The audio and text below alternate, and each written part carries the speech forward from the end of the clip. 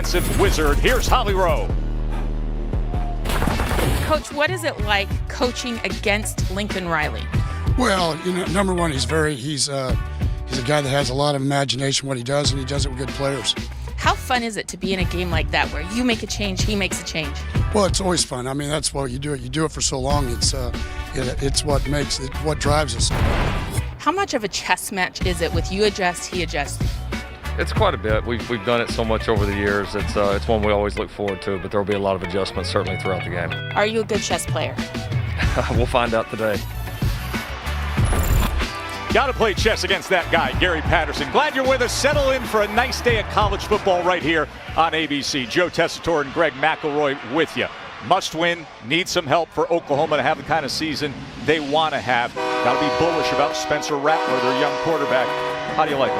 Well, by the time it's all said and done, he might very well have a Heisman on his mantle, given the tradition-rich history of Oklahoma quarterbacks. He's got a ton of talent. Very athletic, very accurate with the football. Natural thrower. The problem is, so far in the last 3 games test, he's got 6 turnovers, including 5 interceptions. And in those games, Oklahoma's 1-2. So he's got to be smarter with the football today against TCU. Boomer Sooner and Super Frog when we return back after this message and a word from ABC stations. Will be kicking away. The speedy Charleston Rambo, starting receiver for the Sooners, back deep as the kick returner.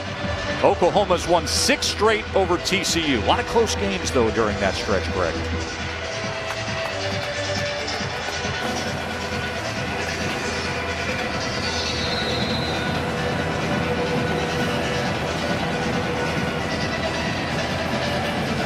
As we are underway, our first peek at Spencer Rattler, the redshirt freshman from Phoenix, Arizona. 13 touchdown passes on the season so far. Very gifted thrower, Joe. I mean, so much natural ability. It's just the decision making, and at really inopportune times. However, if he can just eliminate some of those mistakes, some of those slip-ups, he's got a chance to be one of the best quarterbacks in college football. He's on his way. Just a couple freshman mistakes occasionally throughout the course of his first 4 starts. Top freshman quarterback in the country in total offense and passing touchdowns. They will start on the ground with Pledger, and a chunk play will open things up for the Sooners as Pledger is taken down by Marig. But he goes for 13 yards to get the day started. And a beautiful job here. Little counter action right there. You got the fullback out in front. You got a pulling guard kicking out. And Oklahoma coming off that bye week, challenging the offensive line, knowing they need to take some of the pressure off their quarterback in the run game. Pledger, this time, good pursuit up front by TCU. As Cooper comes up with the tackle. If you look at this Oklahoma offense, for years and years, they've had such known commodities at wide receiver. This year, a few guys that are kind of trying to find themselves. You have Weiss and Rambo and Marvin Mims, the talented freshman. Then a running back, too, with Pledger and McGowan and Marcus Major. All these guys kind of trying to figure out how they fit in the offense if we look at McGowan now. 2nd and 12, true freshman running back is in. Rattler, look at the time he has downfield, and in stride he connects with Seth McGowan. And Holly, he makes a big difference with this offense, doesn't he? That's right. The coaches had told us during the week that Seth McGowan was out for this game, but I noticed him warming up in pregame warmups, and they have confirmed he's available, obviously. Guys, he had been out with concussion protocol, but it's huge that he's playing in this game. He's from the Dallas area. Rushed for almost 4,000 yards in high school, and in pregame warmups, he was bopping around. He is so excited to play today, already with a big impact. And Holly, he's probably their most talented back. Just not a ton of experience. There's Rattler, is going to tuck and run himself, and he is taken down that time by Wallow. And Seth McGowan, you mentioned, he is from the Metroplex here in DFW area. He played at Mesquite Poteet, had 45 touchdowns there, a huge recruit. Yeah, big time. And if you watch him, it just jumps out. I mean, he's very natural, great pass catcher. Anytime you got a guy, Joe, that can run a wheel route down the left side first game back, makes a huge impact early. That's massive. You see how versatile that running back is. 2nd and 5. Rattler going to run again, trying to get to the outside, but it's going to end up being a 3rd and a long 2 as Van Zant made the tackle on Spencer Rattler. This is huge here for this TCU defense. Gave up a big play down the field with the freshman back. But in the red zone, this is really what it's all about. Between the 20s, especially in the Big 12, you can give up big plays. But the difference, obviously, between an opening drive touchdown and an opening drive field goal is massive for your psyche. So a big down here for the Horned Frogs defense. They're down and 3. Big Austin Stogner, the tight end, is to the top of the formation there. Keep it on the ground, 3rd and 3, and into the end zone with something extra goes TJ Pledger. Strong opening drive for Oklahoma. Just split belly action and a beautiful job up front by that Oklahoma offensive line, and a great start for the Sooners coming off the bye week, establishing the line of scrimmage, creating a big play in the passing game, and then cashing in with Pledger bulldozing his way to an opening drive touchdown.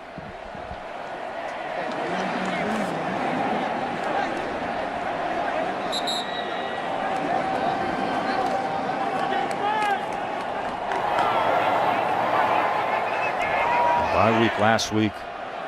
A lot of time to get things in gear. Think about that opening script. Come out here in Fort Worth with precision on the opening drive.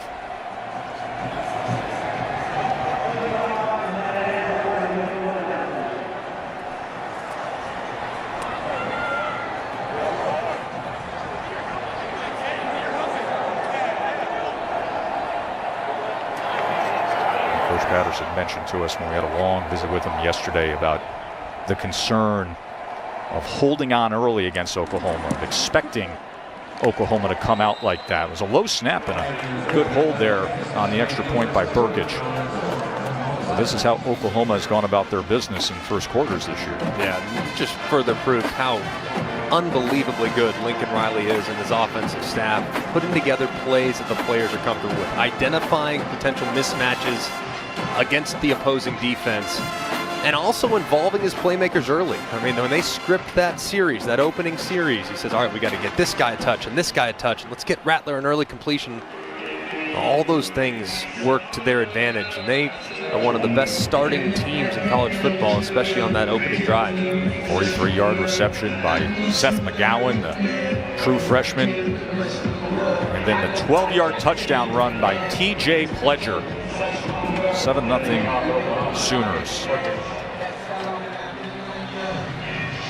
And a limited crowd here at TCU. You know, Amon G. Carter Stadium, listen, it is cozy, but it is luxurious.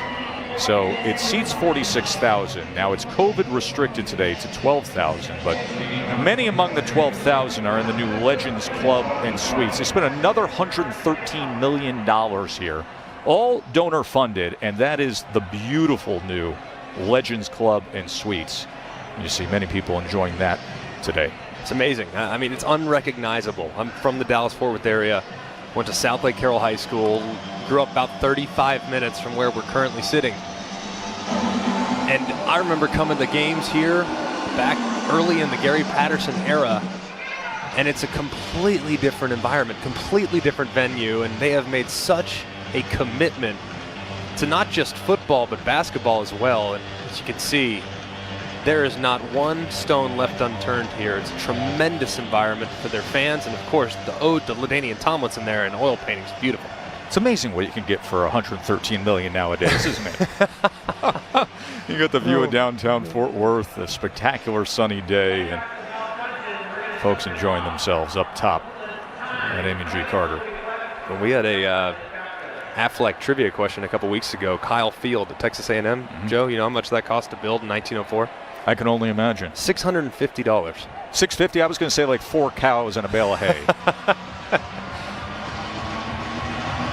Holly, what's going on down there? Well, all of the luxury of this stadium, the only thing that isn't perfect right now are the play clocks. The play clock in the left end zone is malfunctioning right now. The right end zone appears to be correct. You can see the 40 up there now, but they will keep the time on the field with the back judge right now. So just keep your eye on how the quarterbacks are able to maneuver because obviously Oklahoma's back is to the play clock that's functioning right now. Right, and it'll obviously have more of an effect on Oklahoma's offense, knowing that they're working right to left on your television screen, and that play clock in the back left corner of the end zone, that's the one that's staying at 0. The one to the right shouldn't have much of an impact on TCU's offense. I love it, Holly. We got the finest appointed leather chairs up in the suites, porterhouse steaks. We just need a play clock that works. From the 1-yard line comes Williams. And Williams able to catch a seam. Upended ball came out at the end, and it looked like a TCU player jumped on it right at the 25-yard line. So the TCU offense is led by Max Duggan, his second year as the starter, and he's really improved his accuracy, Greg. He's 12th in the country in completion percentage. A year ago, he was at 53%. Now he's at 68.8. Who he reminds me of a little bit is Sam Ehlinger at Texas. I think he's a little bit faster, a little better top-end speed, not quite. Now see that photo there, my friend? You see the freckles outside and of the resemblance, yes. The red hair? Wouldn't you say Andy Dalton? A little bit, in the purple? A little bit. With all due respect to my man, the Red Rocket, Max Duggan, a little faster top-end speed. Oh, just a little. Man right in his face, and then he has to burn it. As Oklahoma was able to get in on Duggan that time, Thomas and Bonito were pressuring him. Much has been made of this Oklahoma defense. They've had to endure a lot of criticism over the years, but talk to coordinator Alex Grinch, you feel like this group's close, really close. They're good up front, they're disruptive, and they try to make life really difficult for opposing offenses with movement at the snap of the football. A lot of finger pointing to that left side of the offensive line.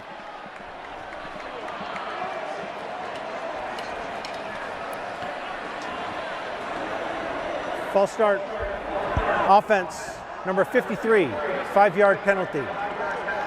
So second down. Holly, there's been some changes to that O-line for the Frogs. That's right. There's a lot of new starters up there right now. The entire left side is new. TJ Storman is starting at left tackle. John Land's the guy that just jumped, is starting at left guard. They had the off week to try to get this offensive unit better, and we've also got some changes on the right side. So that puts them in a 2nd and 15. Duggan, pressure right up the middle, but completes the slant to Barber. And even the umpire got involved. Yeah, using the umpire there as like a little bit of a screen, if you will.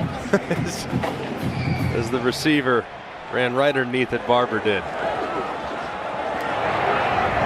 down and able to turn the corner is Barlow. Helmet comes flying at the end there. That was Radley Hiles, number 44. And a flag is down, and that is no surprise.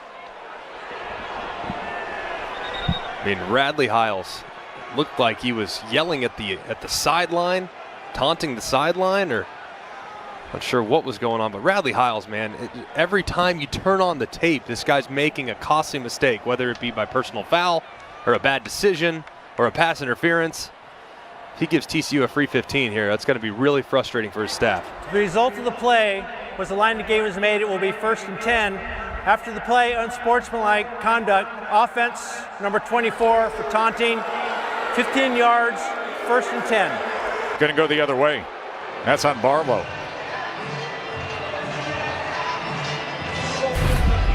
Curious to see what happened here.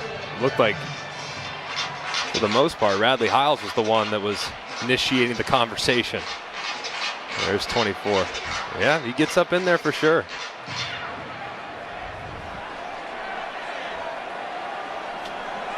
Might be one where I keep the flag in my pocket there, or at least a penalty on each side. A little surprised by the call there. There's Barlow now with the jet motion, but Duggan kept it himself and was tracked down by Isaiah Thomas. And Thomas is the guy who really set the tone early on in that wild game against Texas. Had that fumble recovery, and he comes up early here. And I think this front, too, and Ronnie Perkins, whenever he returns, this front's got a chance to be quite good. You watch Perrion Winfrey, number 8, really coming into his own. I like Thomas, and Bonito has been really productive here early in the early part of the season.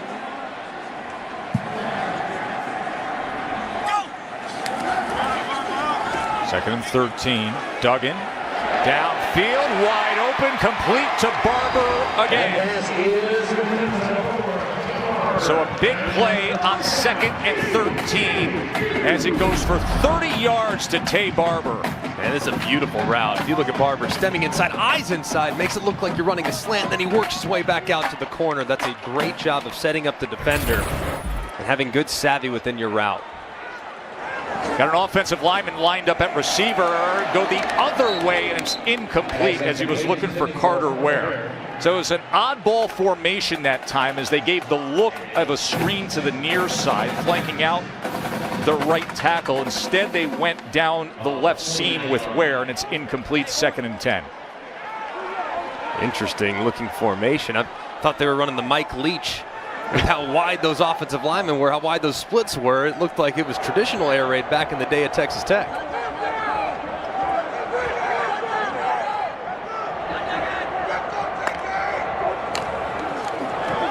Marvel on 2nd down. He will find something before he finds Josh Ellison. Ellison, who was dinged up in the overtime against Texas with the tackle.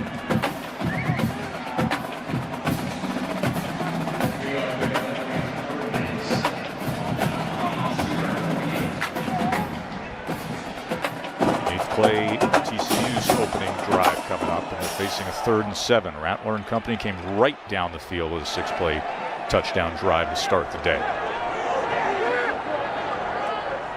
Stack release, 2-by-2 for the Horned Frogs. Duggan on 3rd and 7. Pressure, and he's taken down. That was Marcus Stripling with the sack. And a great job by Stripling. Just working right around the right edge, around Andrew Coker. Dropping the quarterback for a big sack. Great job by the pass rush getting home. That time with the more traditional pass rush. Usually doing twists and stunts. That time a traditional pass rush right around the edge. And he drops Duggan for the sack. 27-year-old Australian Jordy Sandy punting away as it takes a bounce and runs out of bounds. Good defensive play by the sophomore Stripling, the sack of Duggan. Quick break, we'll be right back to Fort Worth. Don't go anywhere.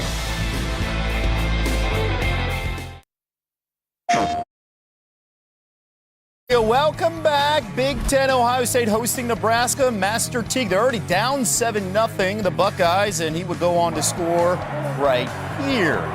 Patience is a virtue. Bow in the end zone. We're tied up at 7 apiece at the shoe. Meanwhile, Clemson wasting no time. Trevor Lawrence, how about his 82nd career touchdown pass to Cornell Powell? The turn, they're already up big, 10-0 early on in the ACC network. Back to Tess, Greg, and Holly.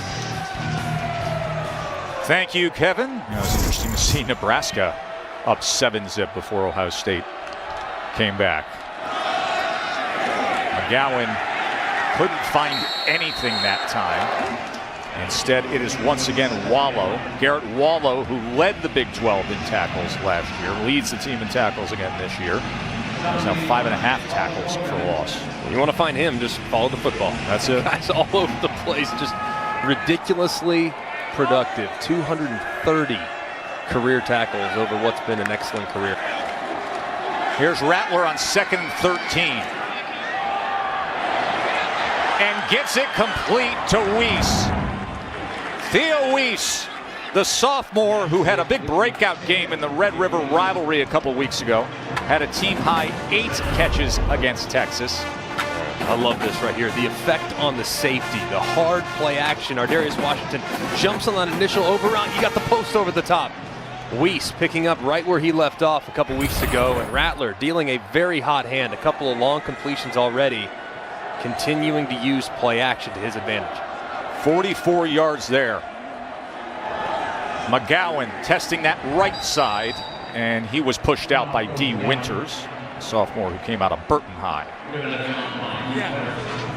When you watch this Oklahoma offense, what makes their play action passing game so successful is that they actually use their offensive linemen, their pulling offensive linemen. They make it look completely like run. I mean, if you watch it, it's almost identical to some of their run techniques, and yet there's guys on pass routes down the field. It's just a real testament to their scheme and how disciplined their offensive linemen are in protection. Look at the pressure, and Rattler survives it. nearly lost his balance, and now will tuck and run, get a first down and more. How about that play from Spencer Rattler? It was LaKendrick Van Zant who came coming in like a missile, and Rattler was able to dodge it. Yeah, this is amazing right here. I mean, TCU has the perfect defensive play call. Edge pressure, knowing that Oklahoma's going with a hard, heavy play action to try to push the ball down the field. Rattler sees it. He's the only guy that can make a play on it. He spins out of Van Zant's big hit. And as a result, it goes from being a loss of 10 to a gain of several yards and a fresh set of downs for Oklahoma. 16-yard run for Spencer Rattler. Play action. Plenty of time. Lofts it to the end zone. Back of the end zone. That's incomplete as Charleston Rambo couldn't get the feet down. Just a little too long from Rattler. Rattler's been good on the move, hasn't he? He really is. I mean, really, really good. And he's a natural thrower. When you're outside the pocket, your instincts come to the forefront. But right now, staying within the pocket, that's something that's learned over the course of time. He's a freshman, so they allow his playmaking to come up. And when getting him outside the pocket, you just allow it to be a little more natural for a guy that hasn't played a ton in his career. 2nd and 10. Pledgler had to work all that way just to get back to the line of scrimmage. Maybe get half a yard. Had a 12-yard touchdown run to start our day. Khabib and Getchin coming up in UFC 254. That is going to be a showdown. Early start time for that lightweight world championship in the UFC today. Be interesting to see here with TCU critical down and distance. 3rd and long. What do they dial up? Do they try to keep the ball in front of them? Because that's probably what I'd do, given the explosiveness of this Oklahoma offense. 3rd down and 9. Rattler. Incomplete, was looking for his big target, Austin Stogner. As Marig had coverage on Stogner. That's a matchup to watch today. The 6'2", strong safety against the big post-up tight end who goes 6'6" and over 260. TCU opting that time to go with just a 3-man rush. 8 guys in coverage, and at that part of the field, it's a little condensed, knowing you're on the fringe of the red zone. So a good job there in coverage by TCU's secondary. It'll be a 40-yard field goal attempt for Burkich.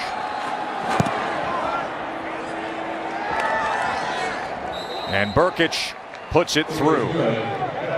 His 5th field goal made of the year. 10-zip, Oklahoma on the road.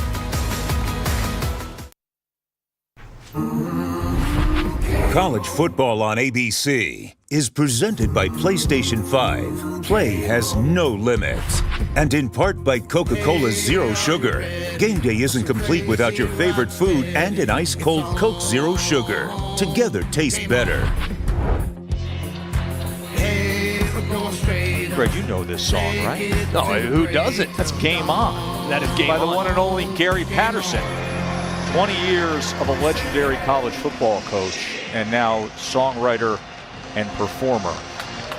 Game On, Take a Step Back, his 2 recently released singles that he recorded. You know, Coach has got the operations crew out there to fix that play clock we discussed earlier as well.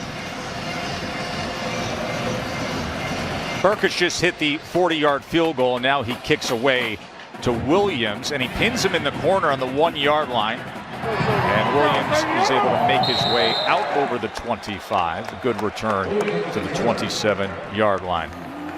Coach says he has about 15 songs that he's completely written over his coaching career while here at TCU. Here's a little more Game On for you. Hey, are you ready for some crazy? The Super Big.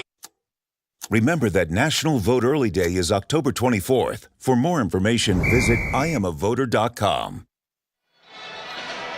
Hey, tomorrow's Sunday NFL Countdown before Derrick Henry tries to run through the steel curtain inside the art of the stiff arm. Sam and the guys are celebrating National Tight End Day. It is your chance to kick off your Week 7 with Sunday NFL Countdown at 10 a.m. Derrick Henry, who of course won the Heisman Trophy in 2015. That's when Baker Mayfield finished 4th.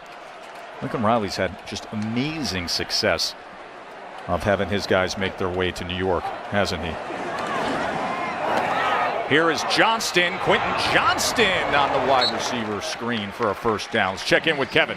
Tess, let's now go back to the Horseshoe. Take a look at today's Capital One rewarding performance. Heisman contender Justin Fields, Bug, opening things up. All new plant-based diet, same dime throw. Tess, I don't think he would like the prosciutto at the house today. No, 14-7 Buckeyes. Boog's only taken about 150 pounds of cured meats down at my house through the years. Always nice to listen to Mark, Boog, and Kevin get us through our day of ABC college football. This could be a throw by Miller. He thought about it, and then he is ridden down and out of bounds as there was too much pursuit with LaRon Stokes coming down the line. They tried to go with a little halfback pass right there. Good job by Oklahoma's defense, staying disciplined and then rallying to turn what was a 2nd and 2 into a 3rd and long. They're down and 7 for Duggan. As Barlow is going to empty out that backfield.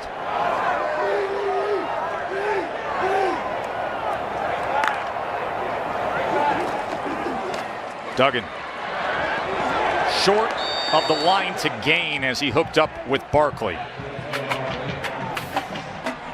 Just a lack of recognition there by Barkley. You catch it 2 yards short of the sticks. You got to go north and south. Try to run around a defender, you end up losing ground. Understanding down and distance, as soon as you catch it, boom, foot in the ground, go north. Even if you get contact, at least create a little forward momentum for yourself. Give yourself a chance. 4th and 2, punt team is going to trot on the field. Sandy will be punting away to Mims. And it's a knuckler. And the fair catch at about the 14-yard line.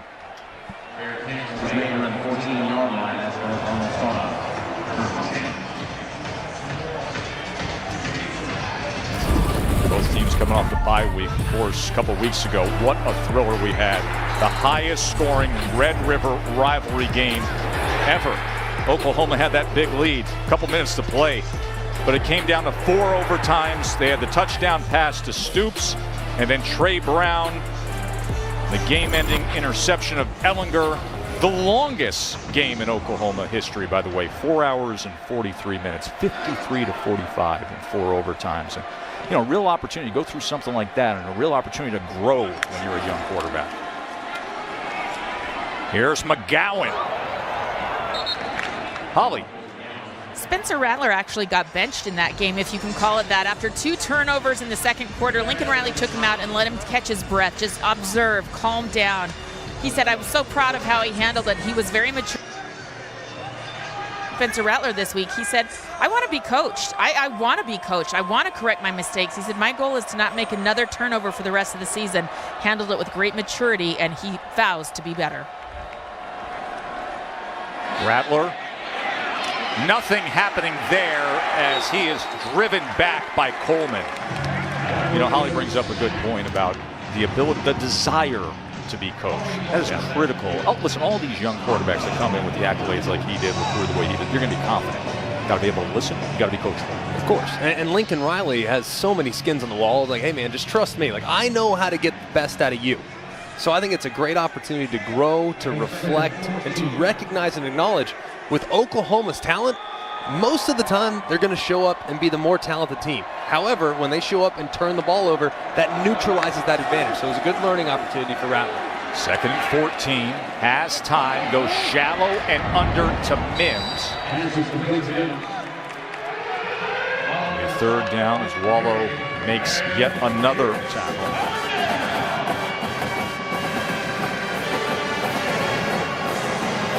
10 yards to Mims there. 3rd and 4, the constant chess match between Gary Patterson on one side defensively, Lincoln Riley on the other. Pledger in the backfield with Rattler. 3rd and 4 for the Sooners. Incomplete. Unable to connect with Austin Stogner. Hodges Tomlinson had the coverage, the nephew of LaDainian.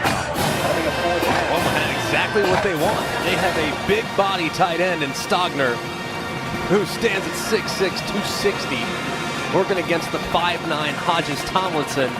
And that time, Hodges Tomlinson able to make a play on the ball by reaching that right hand around. Darius Davis is the return man for TCU today because J.D. Spielman is out injured. Reeves Munshaw with the punt. High hanger. Fielded at the 20-yard line. Chance to check in with Kevin Nagandi. Tess, Clemson is favored by 47.5 points. They may get it here in the first half. Travis Etienne, a men among boys. The spin move now 103 yards away from the ACC all-time rushing record. Now 17-0 against the Cuse. Back to you.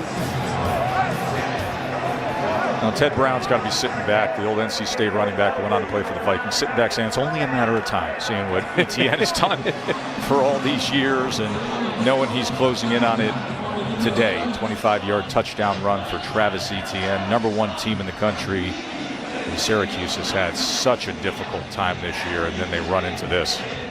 And not exactly the get-back game you want if you're Dino Babers and company. Clemson continues to roll. See what TCU's offense can offer up.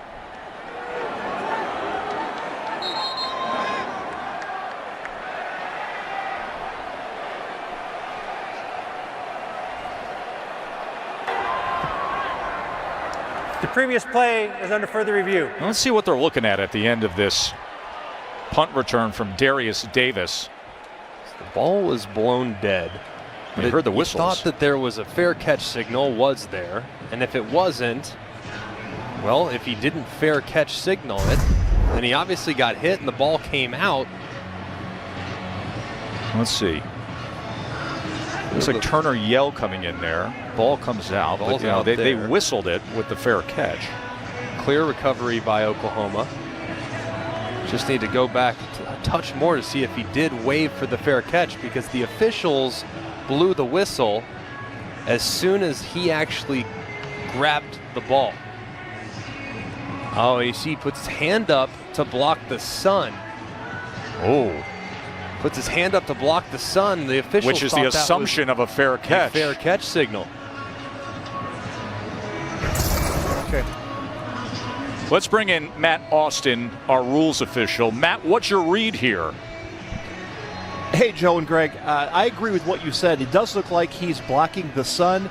The receiver has to be very careful when he does that, because any waving motion would be considered a signal. So it looks like the officials did think that was a signal. You're right, they did blow the ball dead as soon as he touched it. I think the contact by the kickers coming down caused the fumble.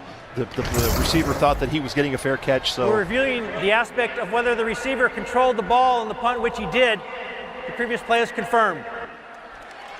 Yeah.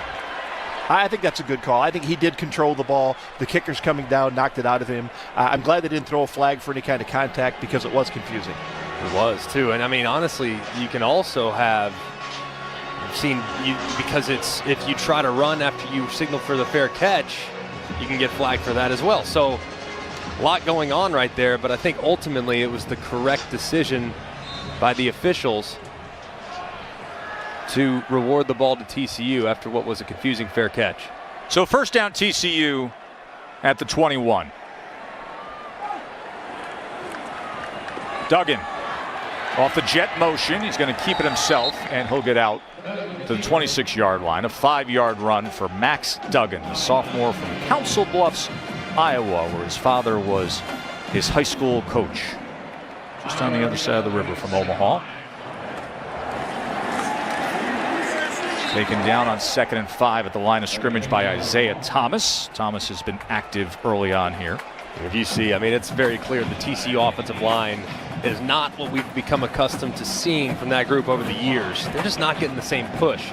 As a result, the running game's very inconsistent, and TCU's had very few opportunities in 3rd and short yardage because they haven't been very good on 1st and 2nd down running the football so far.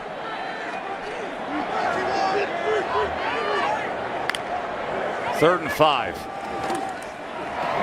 That was way off the mark as he was looking for Davis on the in cut and threw it to the outside. So a 3 and out for Coach Patterson's offense. Doug Meacham and Sonny Cumbie, the co-offensive coordinators. Meacham's down on the field calling the plays. Doug Meacham, his first year back on this staff, reunited with Gary Patterson. And Gary Patterson went right to Meacham after that third down incompletion. Now Sandy looking to flip the field. Mims on the return. Good coverage downfield from TCU on special teams. Well, this season, for every field goal and extra point made by participating universities, All-State will make a contribution to the University General Scholarship Fund, and we thank All-State for that. Joe, Greg, and Holly with you here in Fort Worth on a beautiful sunny day in a magnificent stadium here at TCU. Boy, Fort Worth just feels the part, doesn't it? A nice fall Saturday. I always like coming to Fort Worth, grab a good meal. You know, they like to say Dallas is sort of like Atlanta, and Fort Worth is like Texas. There's no denying that, man. I feel odd not wearing my boots today. It's suits and boots out here in Fort Worth, man, all day long.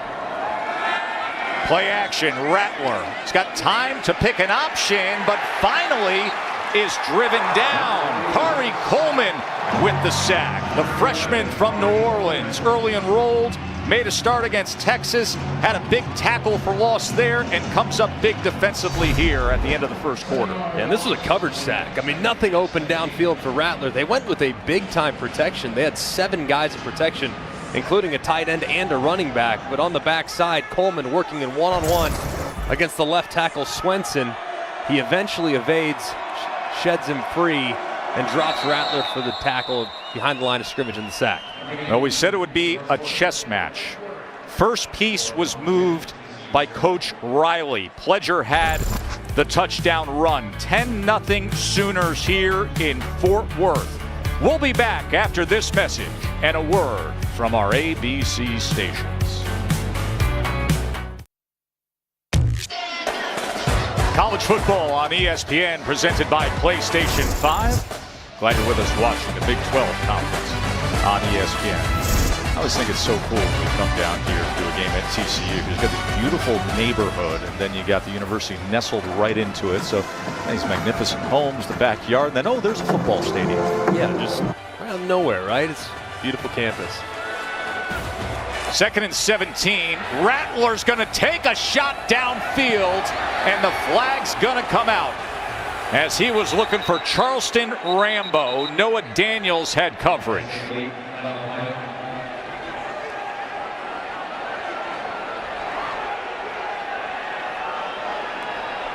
Rambo, a preseason All Big 12 selection, such a dangerous playmaker. Had a big game last year against TCU. Had 6 catches against the Horned Frogs. Pass interference, defense, number 21, 15-yard penalty and an automatic first down.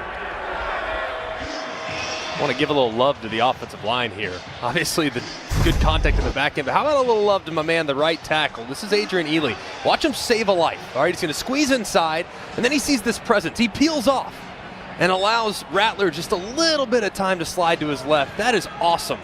Awesome job by the Oklahoma offensive line, a group that's trying to really find themselves, and Ely doing a great job there, allowing Rattler to throw it way downfield. So athletic for 327 pounds, isn't he? Good pursuit that time. That time, Kari Coleman found the target. Coleman's sitting there, he's like 224.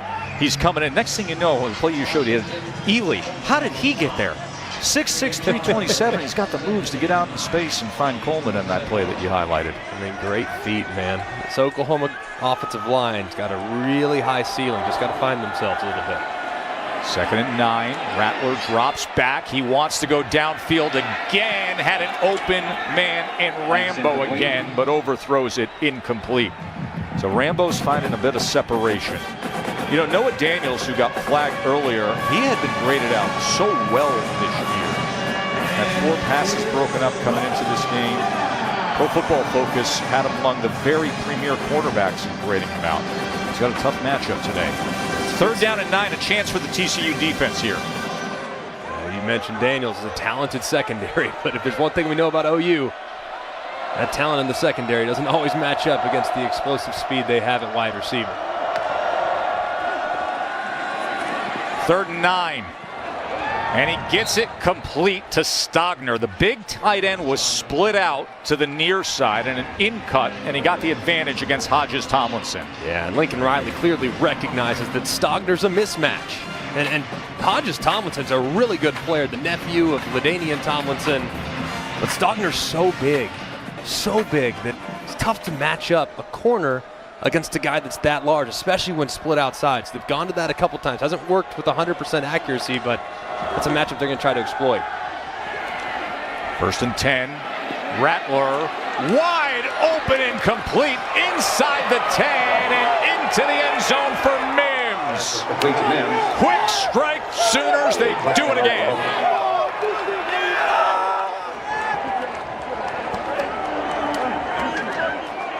a 50-yard touchdown.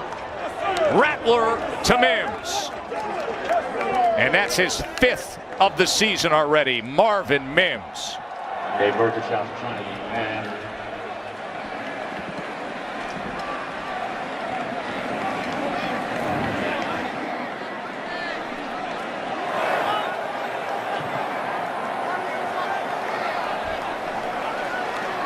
Spencer Rattler with all that time, that confidence we talk about. And he said, I want it, I'm going to go get it. And Marvin Mims, the true freshman, one of the most productive players in Texas high school football history. Getting loose here in Fort Worth for a big score as the Sooners take a commanding lead. He's got a few times. Oklahoma tried to hit this big post over the top. And this safety clearly acknowledges that big post. So what do? They run that little over route right over the top to take advantage of the voided zone. You look at the safety and the reaction off play actually, oh, I can't get to that post, let me run under it. And then there Mims is catching a wide open pass and bursting forward for the touchdown. Great design and execution from Oklahoma's offense.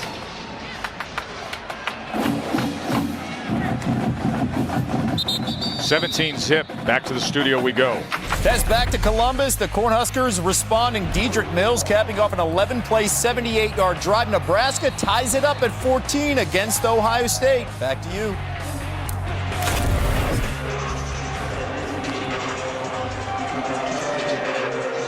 You know, last year when these two teams met up in Norman, Oklahoma, Greg, jumped out to a 21-zip lead in the second quarter, and then TCU rallied. Oklahoma will hold on to win that game 28-24. Right now TCU needs that rally. They do. They got to find something offensively because their defense has no answers for what Oklahoma's doing right now. Duggan able to connect and staying with it is Pro Wells. Just what they needed. Pro Wells inside the 30. The big 6'4", 250-pounder, able to break tackles, and then Broyles finally had to track him down. They needed the big play. They got the big play for 47 yards. A great job of misdirection there by TCU's offense. Miller testing that right side. Andre Miller, the true freshman. And if you watch, you're going to see the flow. Look at the flow running from right to left with that jet sweep action. You run Pro Wells right to that area in which the Sooner defenders were running with that jet sweep. That's just a good job of misdirection. You have one guy running from left to right, defenders following, then you peel that tight end right around behind him. It's an excellent job there by Doug Meacham in this TCU offense. A lot of window dressing here with Lynn and Ware, the two tight ends. Oklahoma and Reggie Grimes playing on the right side of that defensive line. True freshman defensive end coming to that neutral zone. Prior to snap, false start, offense, number 47, 5-yard penalty.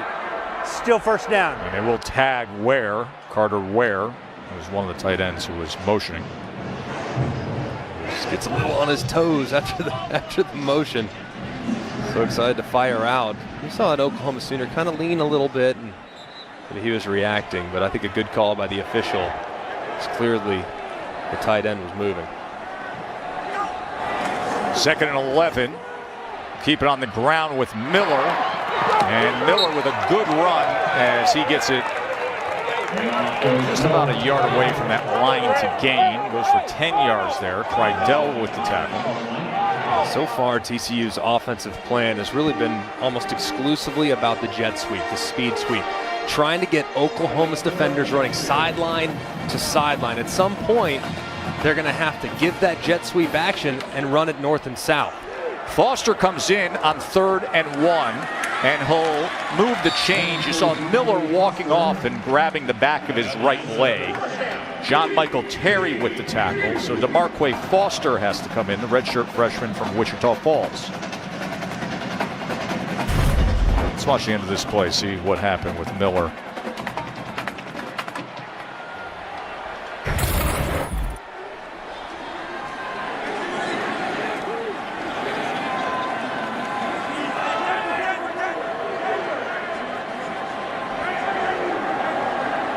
First down at the 14. TCU desperate to get on the board. Foster shakes free and has a good run just inside the 5-yard line.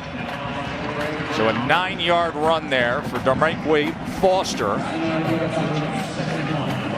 tell you what, TCU's going to have to, they're going to have to think about adjusting their snap count a little bit, maybe going on a fake or something, because that Oklahoma Sooner front is really penetrating at the snap. 2nd and 1, Foster patient, trying to get to the outside, but he was driven back by Deshaun White. Excellent work from the junior backer for the Sooners. Great job right here by Oklahoma. As you see, just rallying to the football, no one there, keeping contained, and great hustle. Oklahoma has definitely given up some big plays, but Alex Grinch has to be thrilled with the effort his guys have given. Hasn't been perfect, but man, they play 100 miles an hour, showing up right there on 2nd and short. Leaves them with a 3rd and 2. Oklahoma showing A-gap pressure. Run into it and taken down again. Radley Hiles with the tackle.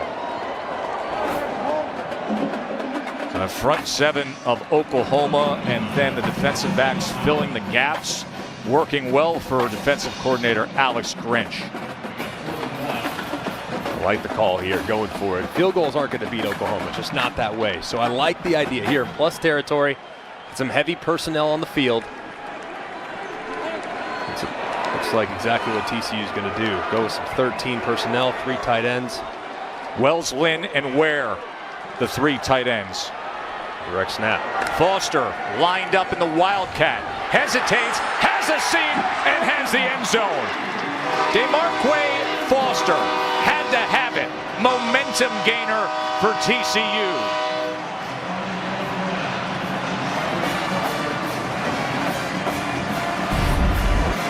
And this is a really good job. You're going to see pull action right here and flow over the top.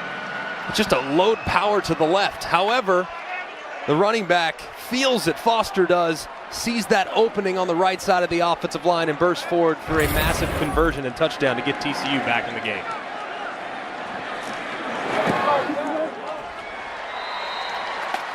Remember, they trailed 21-zip to the Sooners last year. They rallied, made a good game of it.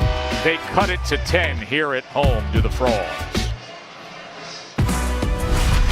College football presented by PlayStation 5 on ABC is brought to you by Pacific Life. More than 150 years strong. Trust in your tomorrow.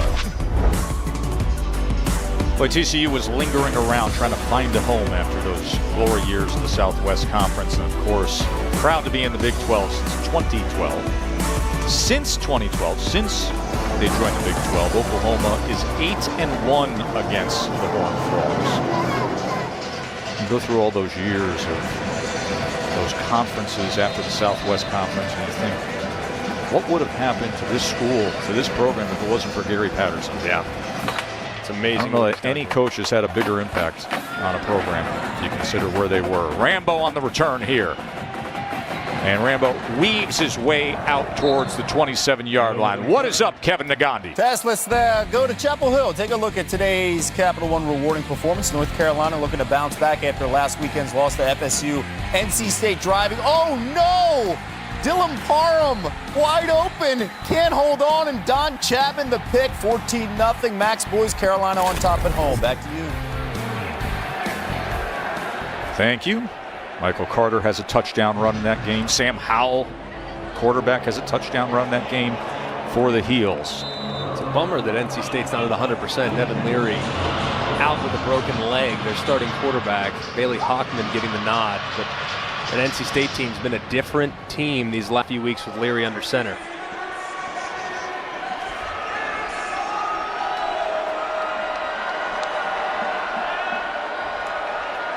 Rattler on first down. Outside the pocket, across the grain, but incomplete. Couldn't connect with Stogner. Of course, the Big Ten is back, and tonight, the oldest trophy game in college football history. The Little Brown Jug, Minnesota and Michigan, 7:30 Eastern, 4:30 Pacific on ABC and the ESPN app.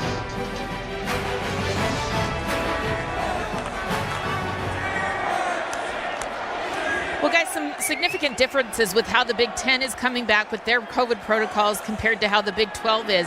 They are doing daily testing, and I'll tell you a little bit more about this right after this play. There's McGowan on second down.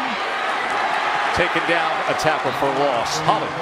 So the Big 12 is currently testing 3 times a week. The Big 10 teams are testing every single day. There are some thresholds for the Big 12. They have to have 53 players, not scholarship players. It can include walk-ons. But the thing that's a real catch for the Big 10 right now, people are concerned about will they be able to get through the season, is if a player tests positive, it is a mandatory 21 days out, a 14-day quarantine, and then a period to go through cardiac screening. This is significant and a concern if they can get through the season. I want to continue that conversation a little bit here. 3rd and 14, Rattler, and it's incomplete. TCU defense does their job. That was Marig, the exceptional safety who came into this year as a preseason All-American candidate. Had such a big year last year. And they needed to have that defensive stop, so Oklahoma will be punting away. But Holly brings up a very interesting point when you frame the Big 12 and the Big 10. The return of the Big 10 with really stringent COVID protocols and really leaving themselves no wiggle room, by the way. Munchall on to punt away. An umbrella wobbler, and the fair catch is near the 35-yard line by Davis. So this is what Holly was talking about, Greg. The daily testing, the restrictions of percentages, 21 days, 3 weeks if you pop positive here. Here's the concern with Big Ten, no wiggle room. Schedule doesn't have things that are freed up the way other conferences have had, and consider everything that we have seen for the better part of the past month and a half. That can be dangerous. Yeah, it'll be challenging. And the 5% total shutdown, I mean, there's a lot to consider. But you have to trust, though, that we've done a good enough job in learning from what these conferences have done early on, that maybe they can apply some best practices for the Big Ten as they try to pursue and try to bat 1,000 in something that's very difficult to even bat better than 30% on. It's really, really tough. Everybody makes this assumption that Ohio State is just a shoe-in. They're a lock. Everything's going to go. You know, listen, you never know. Graham Mertz at Wisconsin last night? Wow, they looked good last I mean, night. The passing gracious. game of Wisconsin.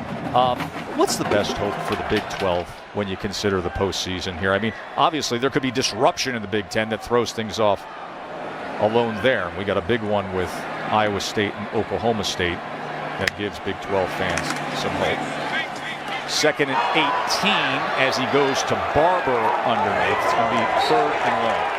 Well, I still think that right now Oklahoma is still the most talented team. The problem is they're not really positioned at this moment to really make a playoff run, barring something unforeseen with the playoff committee, say they were to potentially expand or whatever it might be. There's constant conversation about that.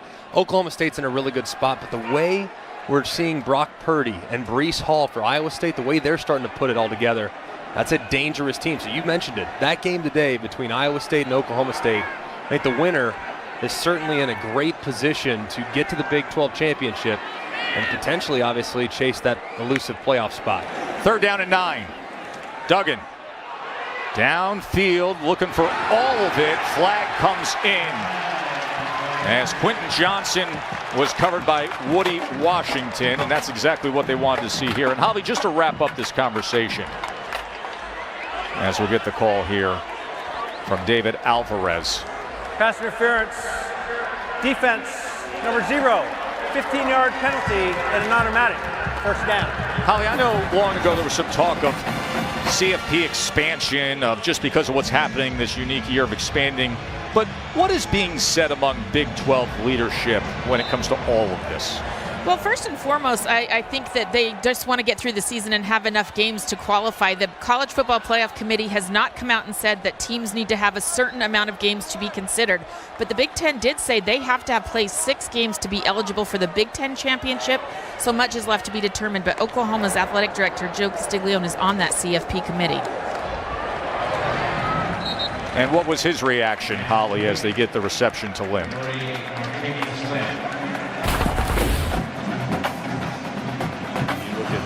Playoff outlook right now, November 24th being the initial release, and there is speculation. We know the Pac-12's been outspoken about a 1-year expansion. Now there's contracts in place, there's challenges and red tape to overcome. But if that were to happen, of course, that opens up Pandora's box for what could happen as far as teams that might be considered. 2nd and 5. Duggan sprint right. He had Isaiah Thomas right on top of him. The flag is down, and Thomas is exchanging pleasantries with Max Duggan.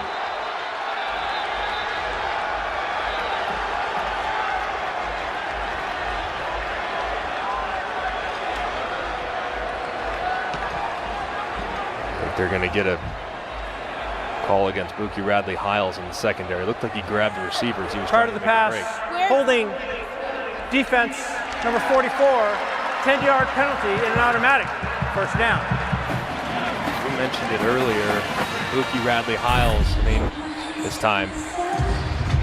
There's the hit on Duggan. Big hit there in the backfield. Buki Radley-Hiles has been a starter here now for a few years, one of the veteran presences there in the secondary. He's got to be a leader. We lost some great personnel as far as leadership's concerned on that Oklahoma defense with Kenneth Murray and Neville Gallimore's departure. So Buki Radley-Hiles played a lot of football, got to step up in the leadership role. Nothing happening there with Barlow as John Michael Terry was there defensively for the Sooners.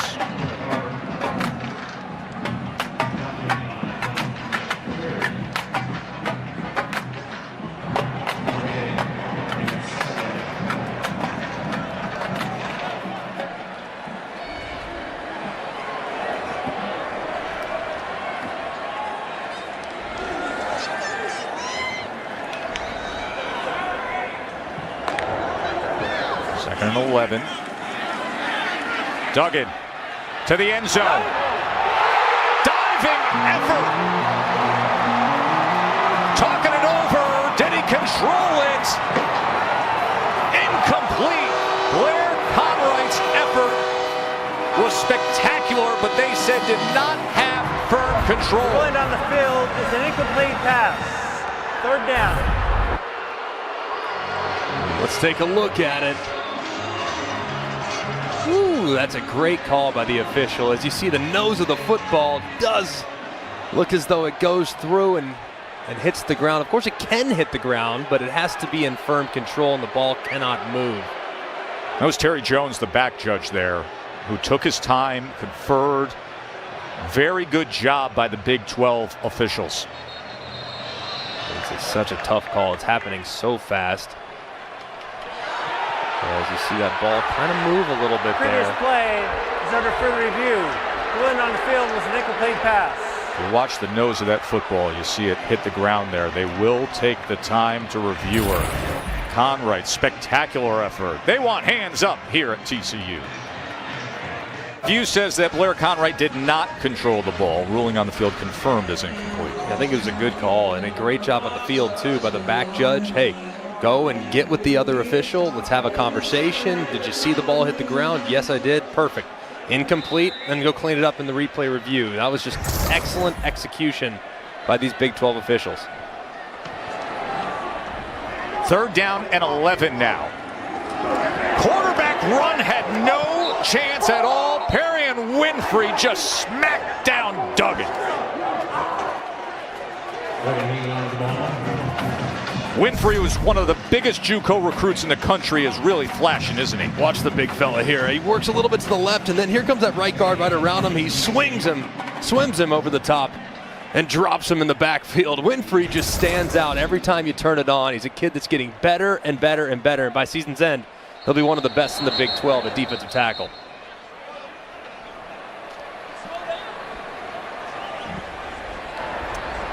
Oklahoma has called their first timeout of the half. Oklahoma's going to use a timeout. 5:06 to play. Let's check in with Kevin and the guys. Test time now for our protection spotlight, brought to you by Allstate, where take a look at a great touchdown play in the Little Apple, Kansas State, and they are 3-0 in the Big 12. Wins over Oklahoma and TCU. Phillip Brooks going to the left side and getting some blocks down the sidelines. One move, one man to beat. 55 yards on the punt return, 20-6. Wildcats. Back to you. Oklahoma found out about K-State back on September 26. They had a big lead in that second half, and then K-State rallied, had outscored the Sooners 17-0 in the fourth quarter to win that game. Couldn't pin it inside the 5.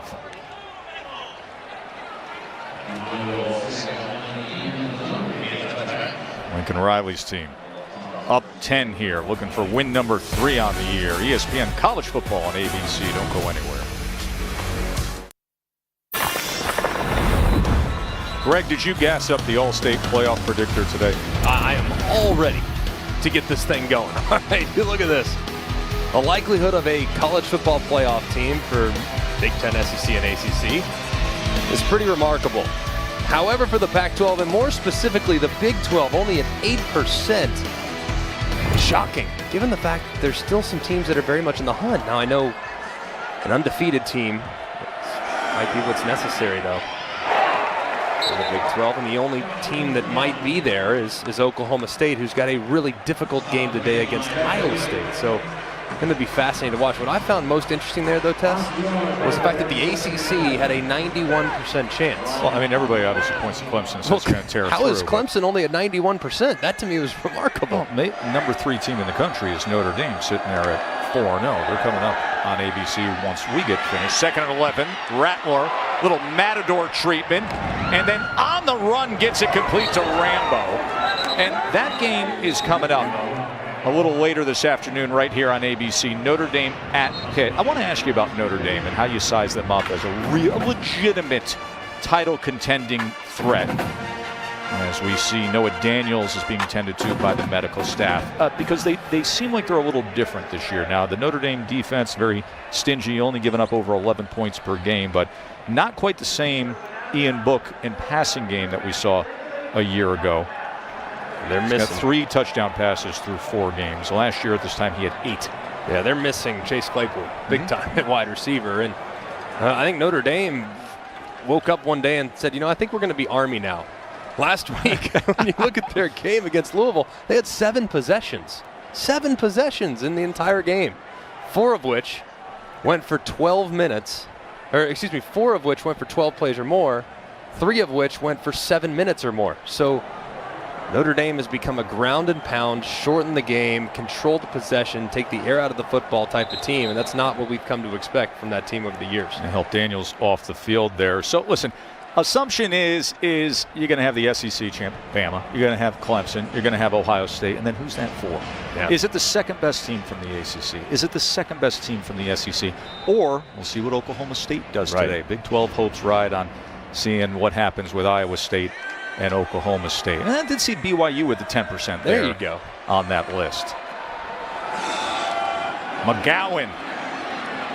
He's got a burst when he finds something, doesn't he? Seth McGowan, Holly told us about being out injured recently, missed the Texas game, but prior to that, he led Oklahoma in rushing in each of their first 3 games. It's funny because when you watch McGowan, and I'm always hesitant to make comparisons to elite level players, he reminds me a lot of DeMarco Murray. I mean, he really does. And DeMarco Murray, ironically enough, on the Oklahoma staff, coaching the running backs, but kind of a long strider, a little more upright, but also very effective in the passing game as well. It's just a lot of similarities there between those 2 players. 2nd and 4 is going to test the other side and spinning ahead, trying to get out of the grasp of Marig. Well, guys, I actually spoke to DeMarco Murray, who's in his first year as the running back coach here at Oklahoma. And over the summer, during the pandemic stay-home period, he said he has been an absolute delight. You hate to say he's the next great one, but he just might be the next great one for Oklahoma at running back. His coach said he's so bright, he's so perspective. He really lights up that running back room, and you've already seen it. He's got a burst coming out of the hole, and he's got a lot of energy that he plays behind. 3rd down and 1. Pledger ran into the back of Mikey Henderson before going ahead just enough to move the chains. It's a good effort there by Pledger. Got tackled by the backside of his own guy, but just kept those feet churning. Understands the line to gain, getting just enough for this Oklahoma offense. Expect this Oklahoma offense right here to take a shot downfield. They've been good off play action. The safeties for TCU only about 10 yards deep. Maybe take a hard shot off play action. Here it comes. Rattler winds it up downfield and off the hands of Rambo.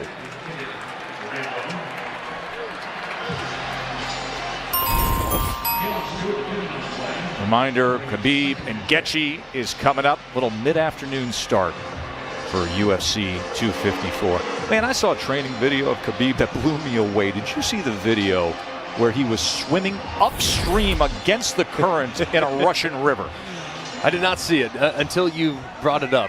That's what Peloton remarkable. needs next. Yeah. Forget this treadmill and the bike thing. Right. What they need an app for people that want to swim upstream against the current in a cold Russian river. I'm sure now that's training, brother. I'm sure there's a big market for that. Pledger going ahead over the 50. On the 47-yard line, taken down by Bradford. All right, Holly, last week you had your big Loma Lopez prediction that went south, by the way. I believe you owe somebody a dinner. What do you got here for UFC 254? I just want to go to the island. I don't feel like I have a good scouting report on either guy, but I like the idea of Fight Island. I just got out of the WNBA bubble. I would like to compare Fight Island to the bubble. Here's 3rd down and 5. Rattler, pressure off the edge delayed. They pick it up. Rattler, quick strike, and going up high for it. A flag is down was Mims. Seeing how much separation Mims got, this could potentially be a push-off by Mims. Mims had a ton of separation on the curl route. Part of the pass, holding defense number 2. That penalty is declined. The result of the play is a 1st down. That's Keon Stewart, the sophomore defensive back, who last year was forced into action as a true freshman, started 6 games. Here he is against Mims. That's why I had to push off because clearly UC Stewart was kind of grabbing him there as he released up field. Contact has been pretty physical for the most part from TCU's corners and safeties against this talented Oklahoma receiver corps. Let me tell you something. That young man's got a bright future right there. I like Mims. I feel like we're just comparing guys right and left. He reminds me of Marvin Harrison. The guy's got unbelievable feel. Rattler pulled it and then found a couple of Horned Frogs waiting on him, including LaKendrick Van Zandt. Want to remind you, coming up the half, we have Kevin, Mark, and Booger with the State Farm halftime report. They'll get you squared away on everything you need to know, how Clemson looks, ETN going forward, the ACC record, Nebraska and Ohio State, and they will set the table for Notre Dame and Pittsburgh. And of course, tonight on ABC, number 18 Michigan and number 21 Minnesota. 2nd and 9. Rattler with a man in his face to the end zone and beyond Mims. You're here. Main thing if you're Spencer Rattler, biggest thing, you cannot take a sack. 35 seconds remaining, but right now you're in a position where you could potentially get the field goal. So it's great. You want to create an opportunity down the field. You want to try to score naturally, but a sack takes you out of field goal range. The biggest thing for the young freshman here, you absolutely have to be mindful of that pass rush up front and don't hold it too long to allow those guys to get home. 11th play of this drive, their longest of the day, and it's a 3rd down and 9. Just over half a minute to go until we get to Kevin and the guys for halftime. Oklahoma has called their second timeout of the half. 60 seconds in length. Week 7 Monday Night Football showcase some defensive talent. Got Aaron Donald and the Rams, Khalil Mack and the Bears. That's 8 Eastern, 5 Pacific on ESPN. Our coverage begins with Monday Night Countdown at 6. A tough spot on that Monday night game. Two of my best friends. You got one, Mark DeLeon, son of George DeLeon, former Syracuse coach, and he's the linebacker coach at Chicago. And then my other dear friend, former Oklahoma State Cowboy quarterback, Zach Robinson, quarterback coach of the Rams. So I'm a little torn, Tess. Which side should I pull for? Oh, no. You know, those young quarterback coaches and offensive assistants to Sean McVay, they have a way of having a career ascent, don't they? So, especially one's named Zach. Yeah, you know, that's right. That's so. That's right. Coach was not too pleased with the Lomachenko loss last week. Text line was blowing up. Really? Sitting out there in Vegas. Big Lomachenko fan is Sean McVay. 3rd down and 9. One timeout remains. Eric Wallow just came after Spencer Rattler. What will they call up defensively here on 3rd and 9, 11th play of the drive?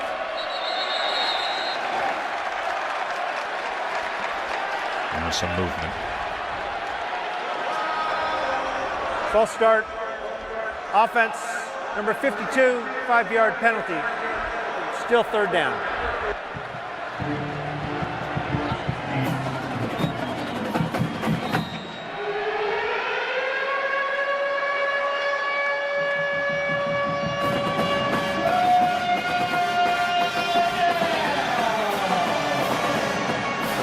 It's fun to watch Coach Patterson, how animated he is, getting the calls in defensively. And the calm, cool Lincoln Riley on 3rd and 14 is just going to run it to the outside with pleasure.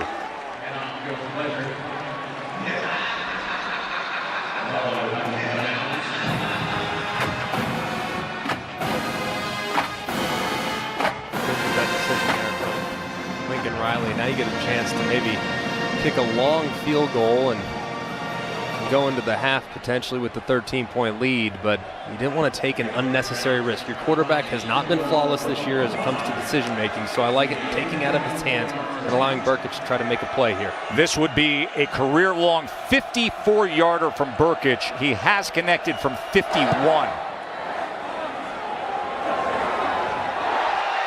Off the crossbar and denied.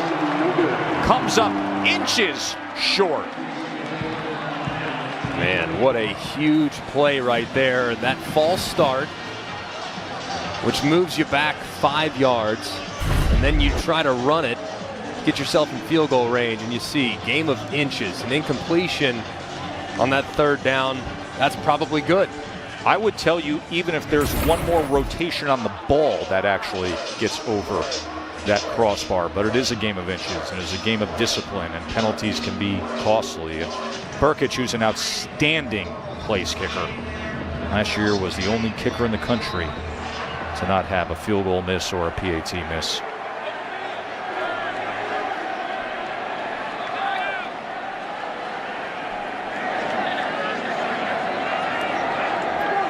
So TCU takes over with 23 seconds left, and that ball was batted at the line of scrimmage by Nick Boneto. He's coming off a great effort against Texas and a couple sacks. He's been a steady presence. Him, and when Ronnie Perkins is eventually back, whenever that day may be, they're going to present a pretty interesting tandem coming off the edge, especially with the emergence of Perrion Winfrey internally. Perkins, still haven't seen him since the suspension that started before last year's CFP game. As Barlow takes the screen and tiptoes for a little something extra with 11 seconds remaining. We just saw a flag is down at the 42-yard line. We'll check on that, but perhaps TCU putting themselves in prime position to have a swing of a field goal attempt here. Oklahoma went for the long one. Now TCU hoping to get themselves in position.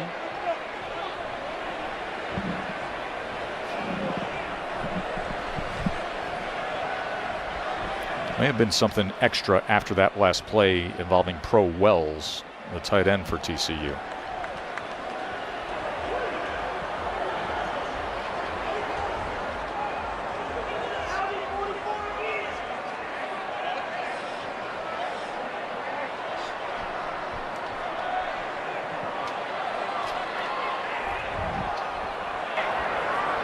The resultant play is a first down. After the play, unsportsmanlike conduct, number 81 on the offense, 15-yard penalty, 1st and 10.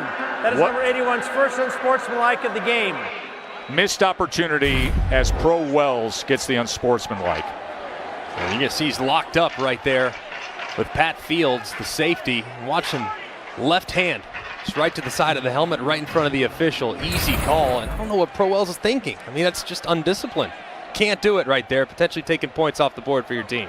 Ball would have been at the 45 with 3 timeouts and 11 seconds, and with an outstanding place kicker who has a big leg. Instead, you're left with this. And Duggan was looking to just check down as a flag is down in the offensive backfield. But that could have been an opportunity for 3. And they need everything they can get to get out of this hole.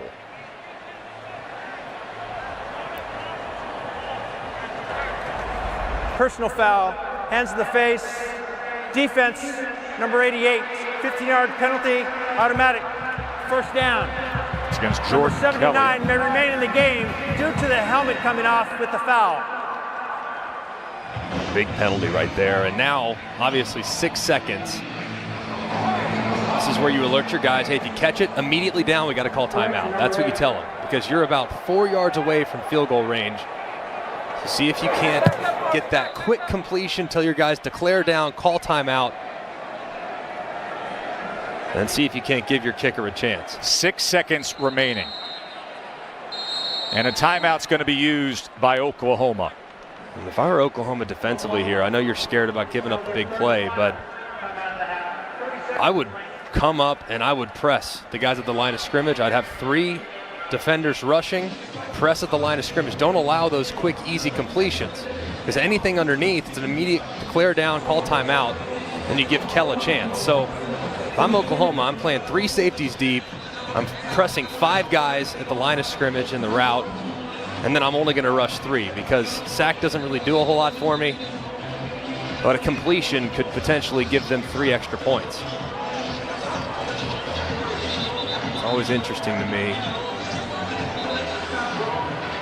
how defensive coordinators try to play this. I'm curious to see just how far off. It looks like they are. I mean, if you look at Oklahoma's alignment right now, they're playing really soft. That means you're giving up a free completion underneath, and you're going to give Kell a chance. And Kell has attempted a 57-yarder. That was his lone miss a year ago. He has made a 52-yarder. They have confidence in his leg strength. Look at that cushion. Let's see if they can pitch and catch. And there it is, just as you said, Greg. And now the timeout. I mean, that was just free yardage to at least give the kicker a chance instead of pressing the way you said. It just makes no sense. I mean, it makes no sense. If I'm a quarterback and I'm an offensive player, I'm licking my chops seeing that cushion, seeing it's a free completion, declare down. Now I give my kicker a chance with motivation and juice, knowing he can bomb it as far as he can. I mean, watch that cushion against Lynn. Yeah, I mean, the closest guy's 15 yards off. And the line to gain, doesn't matter. You're worried about the touchdown? No.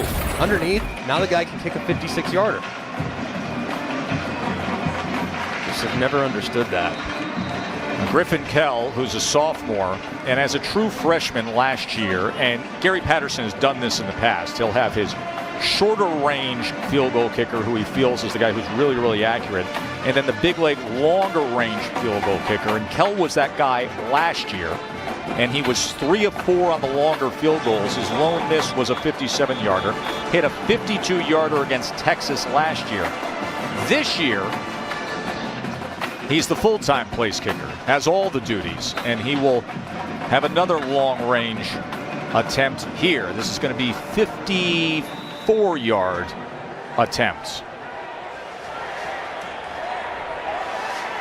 So a chance to cut it to a 7-point game. Griffin Kell blocked. 3rd time that's happened. Flag is down. Austin Stogner, the starting tight end, in on special teams with that 6'6" frame for the Sooners.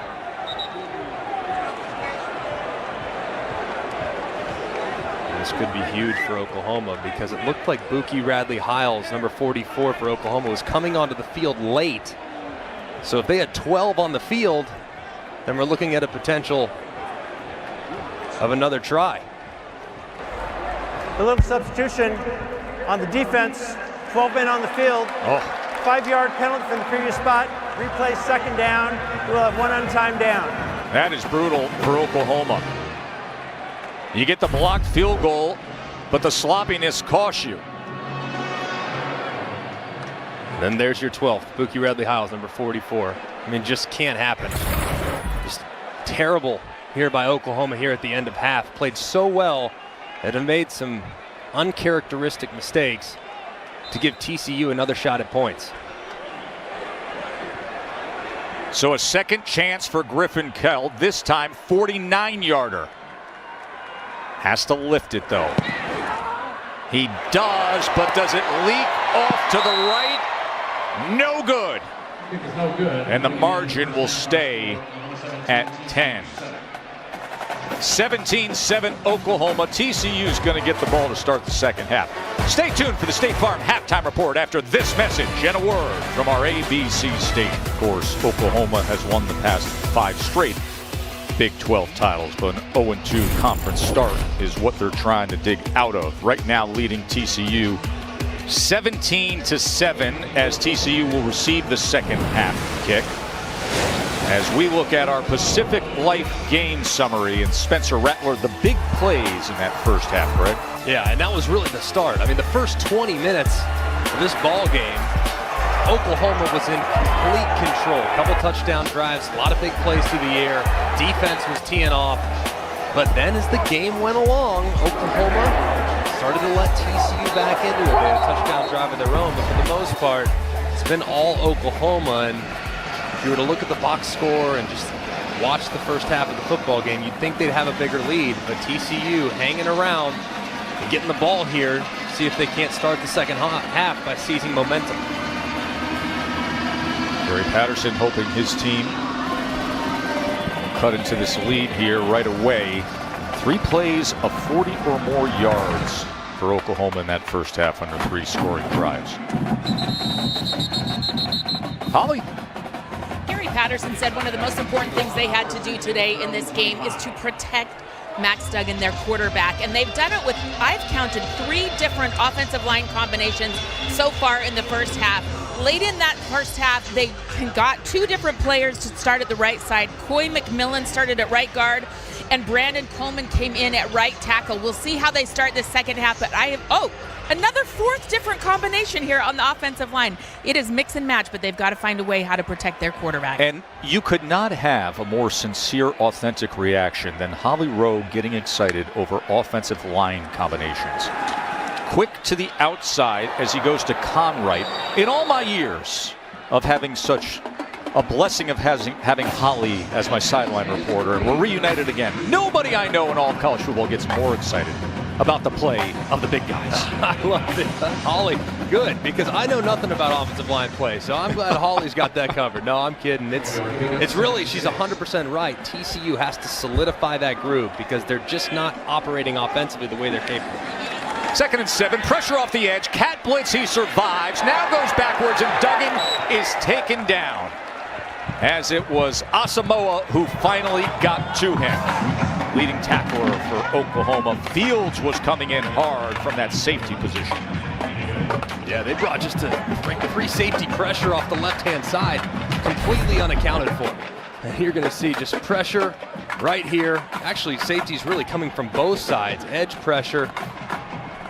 No one there to account for Fields as he blitzed off the left, and they dropped Duggan for a loss. Good job initially avoiding the rush, but good opportunistic play call there by Alex Grinch. 3rd and 19. And weaving his way, making the most out of that was Tay Barber, getting all the way back to the 30-yard line, and more jawing on the sideline. You know, listen, here's the one thing when Oklahoma plays the Texas schools in the Big 12. Go through that roster, Greg, and you're going to see a roster filled with guys who are old high school rivals. Most of Oklahoma's roster is filled with superstars, a lot of them from this Metroplex DFW area, so these guys know each other well. No, they're very familiar. And I think, too, and I've kind of seen it every week, just the frustrations that you sometimes are dealing with in your world right now. This is the guy's opportunity to come out and blow off some steam. And we've seen it week in, week out. It's testy, it's chippy. Guys are giving incredible effort. So it's understandable that emotions run a little hot. Sandy punting away. Fair catch at about the 33-yard line by Marvin Mims. Mims had that 50-yard touchdown grab in the first half.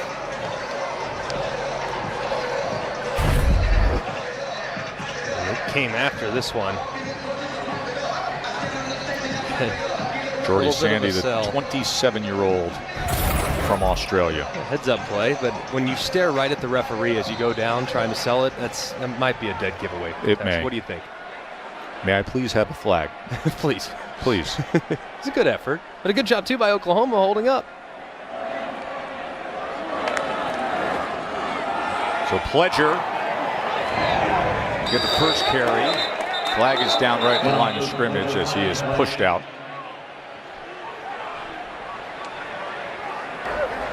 Holding. Offense, number 59. 10-yard penalty. Replay. First down. You're going to see the end man on the line of scrimmage as TCU tries to work across. You're going to see Ely just grab with his right hand the shoulder pad of Terrell Cooper. It's a good call by the official. Keep your hands inside with the movement that you see from not just TCU's defense, but from Oklahoma's defense. Holding penalties are going to happen an awful lot just because of how quick those guys are up front at the snap of the ball. Pledger wrestled down by Wallow. Boy, Wallow came up big against Texas. That win TCU had that forced fumble at the goal line late in the game and sealed the win. Be easier to find games where he didn't came up big. I know. He is the heart and soul of this defense, isn't he? 2nd and 16. Rattler with a strike to Austin Stogner.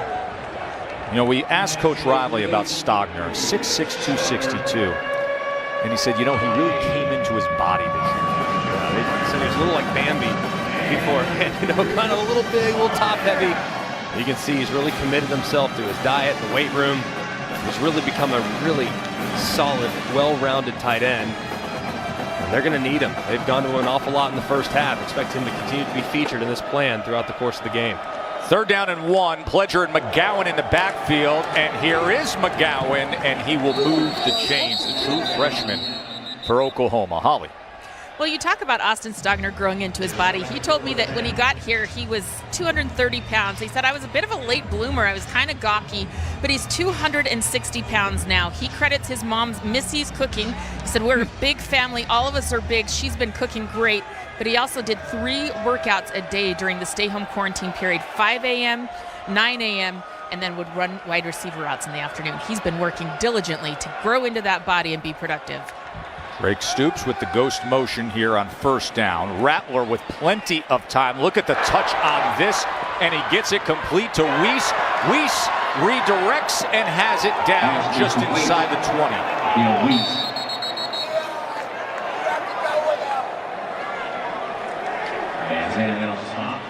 And this is what you give up when you only opt to rush 3. There's only 3 defensive linemen that are trying to apply a pass rush, which gives Spencer Rattler plenty of time to sit back there, survey, allow Weiss to cross all the way from left to right, and a beautiful throw up and over the top. There as they've hit that crossing route. 1 to Mims for a touchdown there again for a big gain to Weiss. 33-yard reception by Theo Weiss.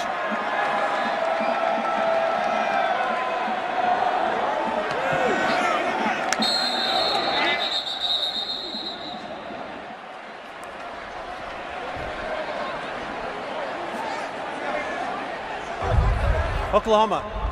It's called their first time out of the half. Sooners on the move again when we return. Fort Worth. What do we say about the chess match between Lincoln Riley and that guy, Gary Patterson? So he's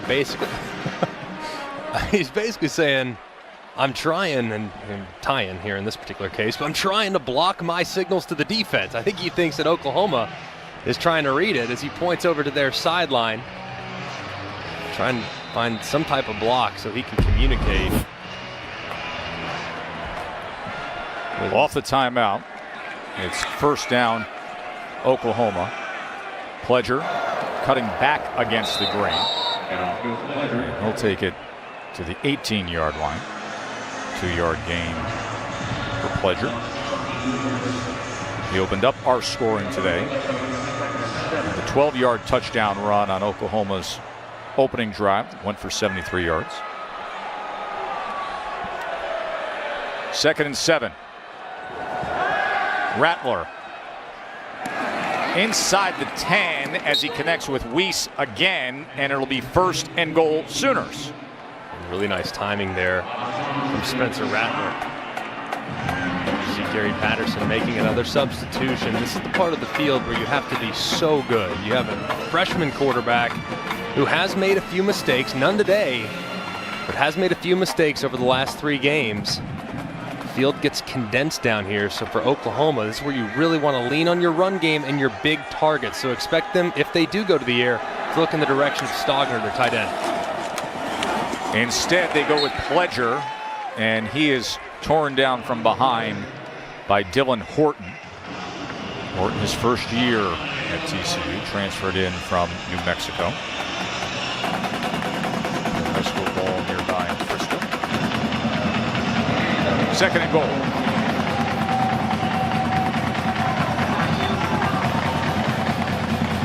So keep an eye here in 3-by-1. There you have Stogner. If you find an advantageous matchup for your tight end, that's where you want to look if you're the quarterback. Pulls. Rattler wants to run it himself, but he's taken down hard. Stewart stayed at home, and then Cooper cleaned things up. Good job by the corner, and then the big defensive lineman said, I'm putting up the wall. So the 9th play of this Oklahoma drive is coming up here. It's a 3rd and goal. Huge down and distance here for TCU's defense.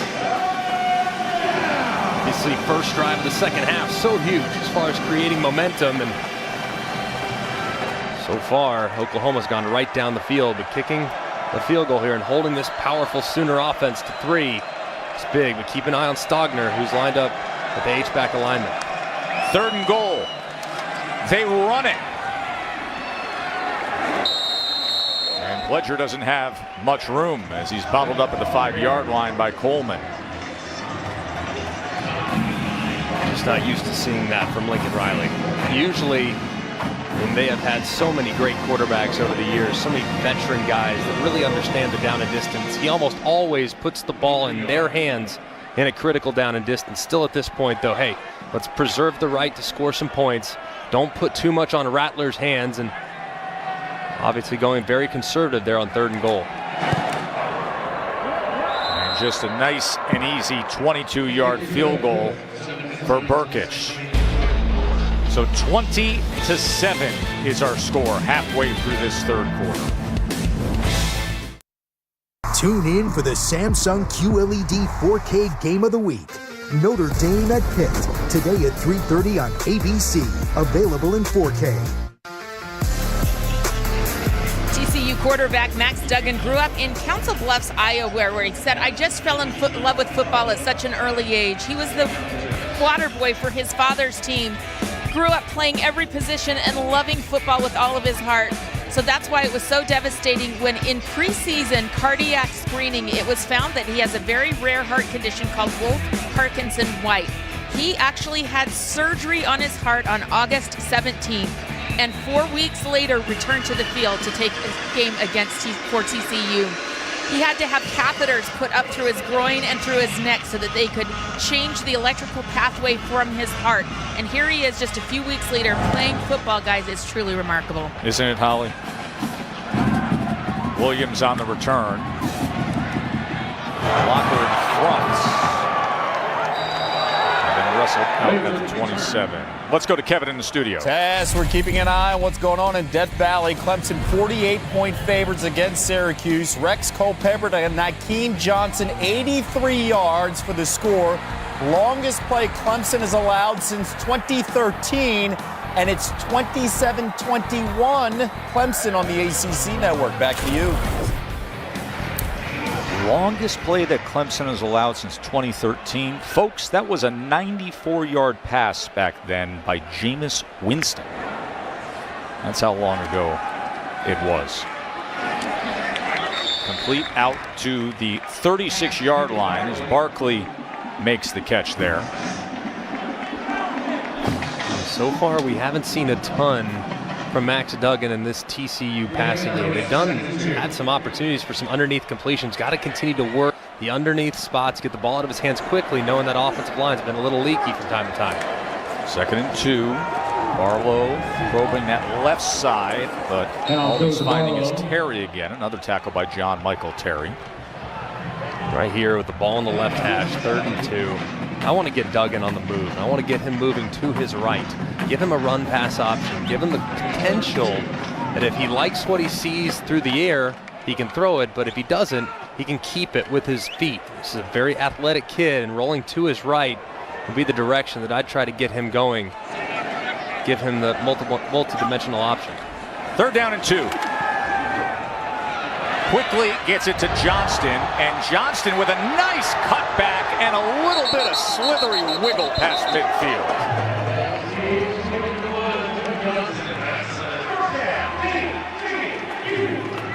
Great job there, setting up the stack alignment, giving Johnson a little room to breathe on the quick out. Duggan staying in the pocket off play action, throwing a very accurate ball on 3rd down.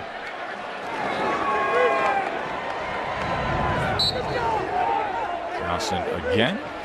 Reminder that tonight we've got Minnesota and Michigan. A little brown jug on the line. 7:30 Eastern, 4:30 Pacific on ABC. Doesn't it just look good to see those iconic Big Ten logos and brands up there being promoted? They are back. I'm so glad the Big Ten's back, man. I'm so excited. And it snows in the forecast. Just an appropriate return. 2nd and 9. Duggan resets. Now he tucks, runs, gets to the outside, and slides down. Only 3rd and short. Late flag comes in from the defensive backfield all the way back at the 25-yard line.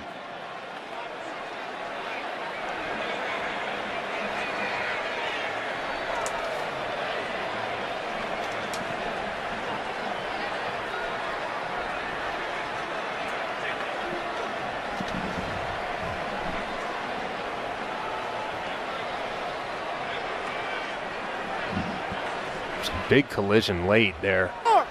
During the run, personal foul, illegal blindside block. Offense number 21. 15-yard penalty from the end of the run. Still 2nd down. That was number 12. That's a receiver, Davis. And you're going to see him as the ball is dead. Look at him work back towards the line of scrimmage and just hit as hard as he can. Ogwegwu, just unnecessary there. I mean, you go from having 3rd and 1 to now 2nd and super long. Just completely unnecessary after the play. That's how you get guys hurt, man.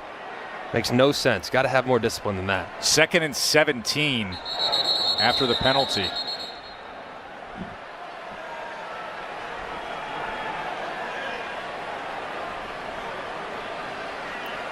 Sixth penalty for TCU. 70 yards assessed against them. The down is correct. It was a live ball foul. 2nd down.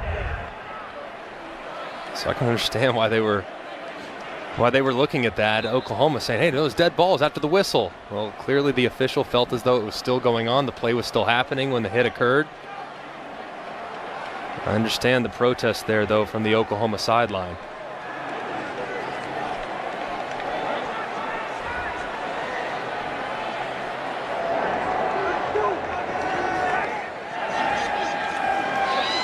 Duggan on 2nd and 17, trying to come back for the ball. That time was Conwright. They'll leave him 3rd and 17. This is just impossible down and distance for the play caller, Doug Meacham. Best option, maybe a screen, something short. High percentage, get a guy running. Some people out in front, maybe a tunnel screen, depending on what the look may be. Or if you have a situation in one-on-one, could potentially try to take advantage of a mismatch. 3 of 9 on 3rd downs today. Now a 3rd and 17. 4-man rush against Duggan. And that's going to be well short of the line to make as he goes to Tay Barber.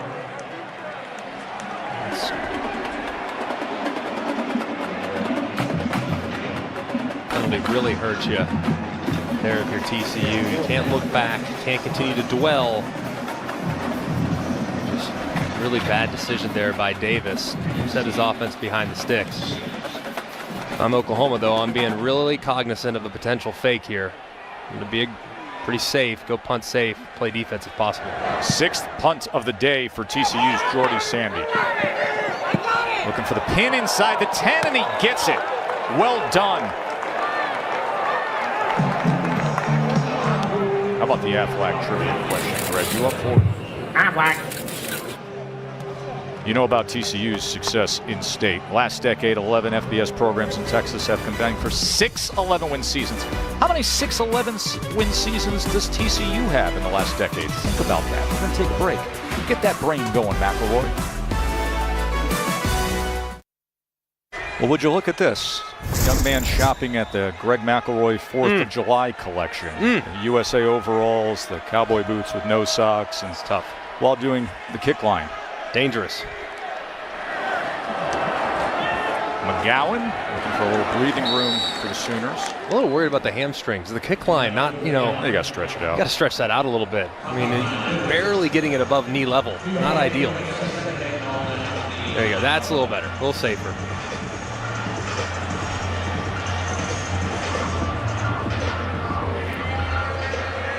I want to assure you, you may worry about the hamstring being stretched out. You do not have to worry about hydration on that road. No. I'm a little worried about dehydration, but not as much about hydration. Here's Pledger. Catches a seam on 2nd and 8 and all the way out past the 30-yard line. All right, we teed up the Aflac trivia question for you, Greg. Asking you about the success over the past decade for TCU in comparison to the other Texas schools in terms of 11-win seasons for TCU. I'm trying to think. I think I got 4 for sure. 4 for sure. I'm just trying to think. I feel like there's 5. There's always one off. I thought there might have been 2. I had 4 all for the sure. other Texas programs have combined for just one more. Pledger had a 25-yard run moments ago. And goes for 5 more here. Bradford with the tackle. Bradford had 13 tackles last year against Oklahoma. Had that amazing play against Jalen Hurts. And stripped the ball away while he was tackling him.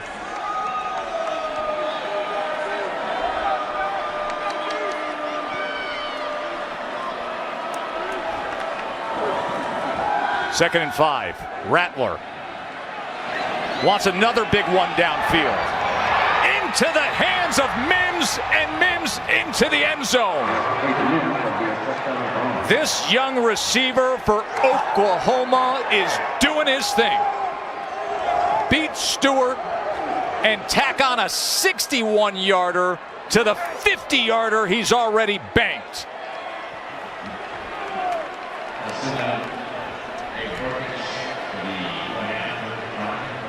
Just a great throw and catch there from Spencer Rattler and Mims. Just an amazing, amazing catch. And securing it and bursting forward for a huge score. 4 catches, 132 yards, and 2 long touchdowns now for Marvin Mims. Kevin.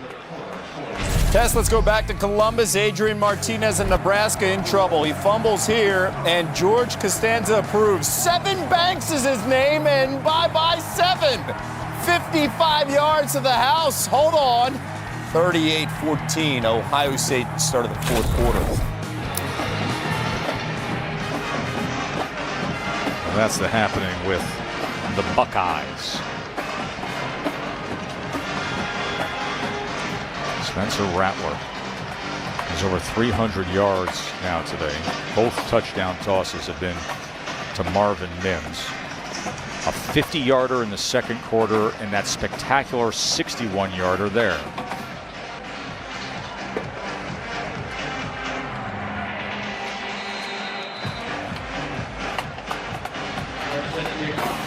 (27-7).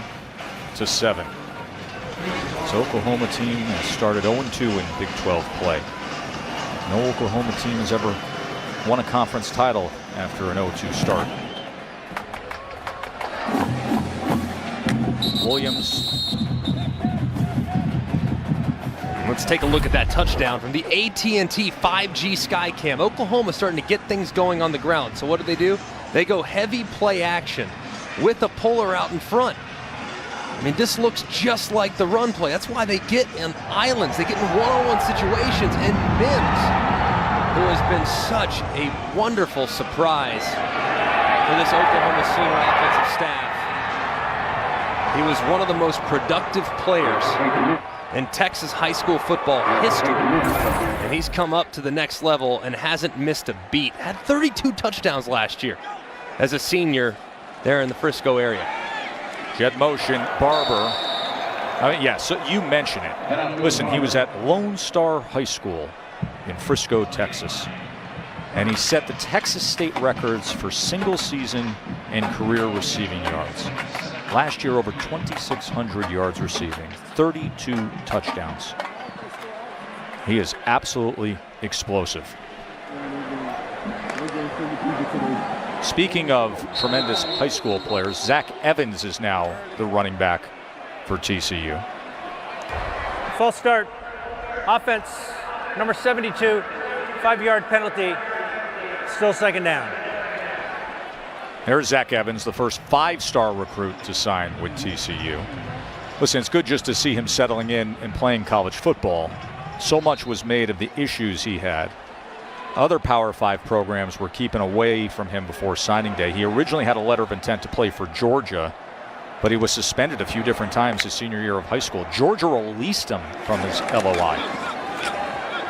2nd and 12, bouncing around, unable to corral it, was Barkley. And as far as Evans is concerned, I mean, talent has never been the question. It's just making sure he does everything off the field and away from the facility the way it needs to be done at a really high level. And I'm just glad he's getting this opportunity. I mean, he's made some mistakes. I'm sure he's acknowledged those mistakes, but man, he is so gifted. So hopefully things work out for him here at TCU. I know they're excited about his potential. 3rd and 12. Going to set up the screen now to Evans, and Evans is wrapped up. That was Woody Washington who stayed disciplined to get to Evans. Great job there by Oklahoma's defense. I mean, just coming out and stymieing any chance for TCU to get anything going offensively. Obviously, they were off schedule with the false start, but Oklahoma's defense here in the second half has really buttoned up some issues that they might have had at times there in the second quarter.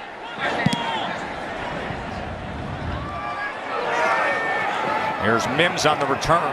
Mims breaks the first would-be tackler. Mims is past midfield. Have yourself a day, young Mr. Mims. This week's college football rankings brought to you by Allstate. Been getting some updates as to what is going on with Clemson as Syracuse has battled better than expected. It's 34-21 right now. Notre Dame and Pitt will be coming up right here on ABC. Of course, Notre Dame, the other undefeated team left in the ACC. Kyron Williams He's had a good year running the ball for the Irish, but Pitt has a lot of defensive talent.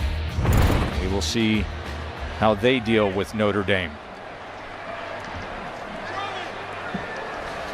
See the man down for Oklahoma is Barnes.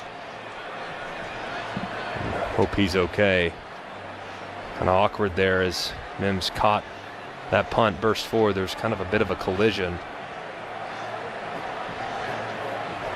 37-yard return for Mims.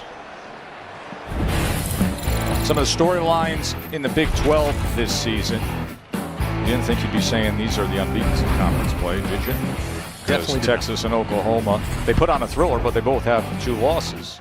Texas is scoring, Oklahoma State is stopping folks. We got a big one in Stillwater today that could decide so much in the Big 12 between Iowa State and Oklahoma State. What's your read on that game? Oh man, I'm having such a tough time getting a feel because they'll wake up one day, I'm thinking, you know, Oklahoma State starting to find themselves. Spencer Sanders missed a little time, still have dynamic weapons, waiting for Chuba Hubbard to kind of work himself into a 2019 version of himself. And I really like their defensive personnel. I'm telling you, man, Iowa State, though, after that Week 1 performance against Louisiana where they really laid an egg, they've played better and better and better. Brock Purdy starting to find himself. Breece Hall, it's been incredible. They obviously have, I think, maybe one of the best tight ends in the country. So that's a difficult team to defend. So I'm going to go Iowa State. I think it's going to be really close. Final seconds here of the third quarter. Pledger somehow kept his balance and went ahead for 4 yards.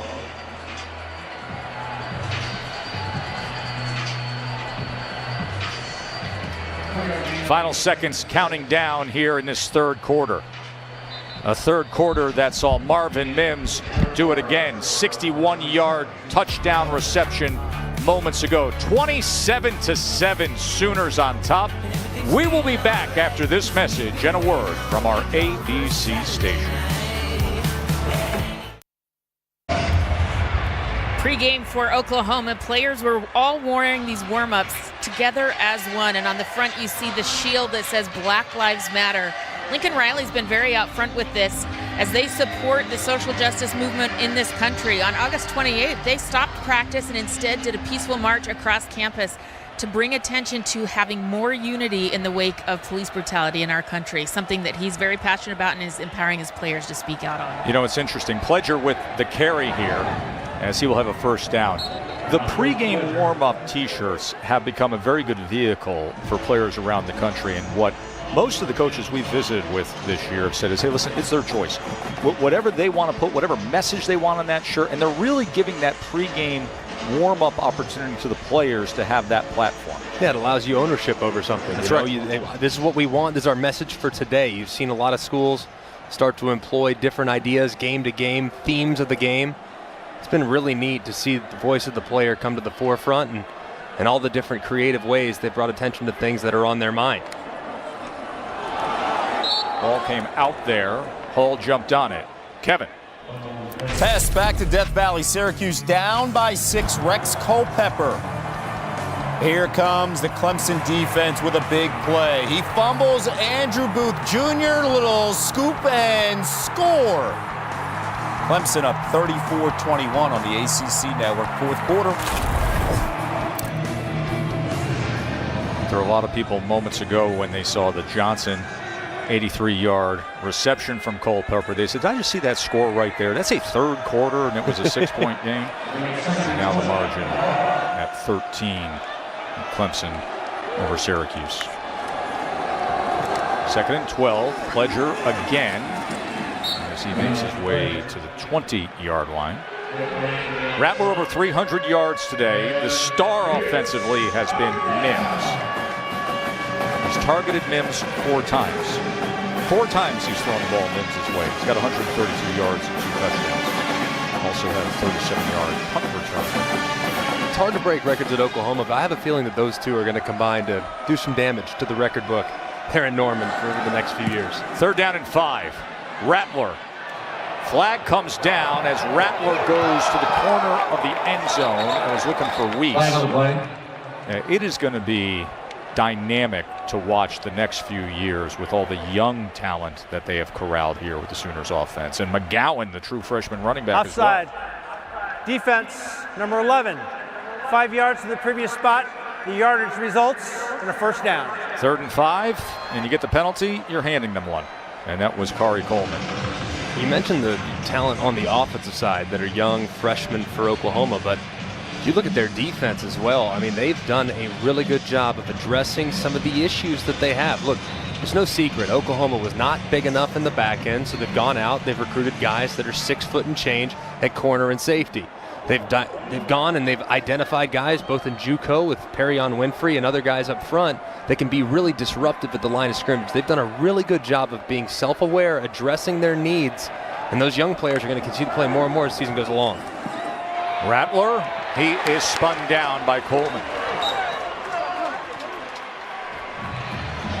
I'm very bullish on this Oklahoma team this year. I know it hasn't gone the way they wanted. Started 1-2, had disappointing performances in the 2nd and 3rd game of the year. Bounced back, I thought, showed a lot of toughness and determination against Texas. They had no momentum going into overtime, still found a way to win it, and forced the turnover there in the 4th overtime to secure it.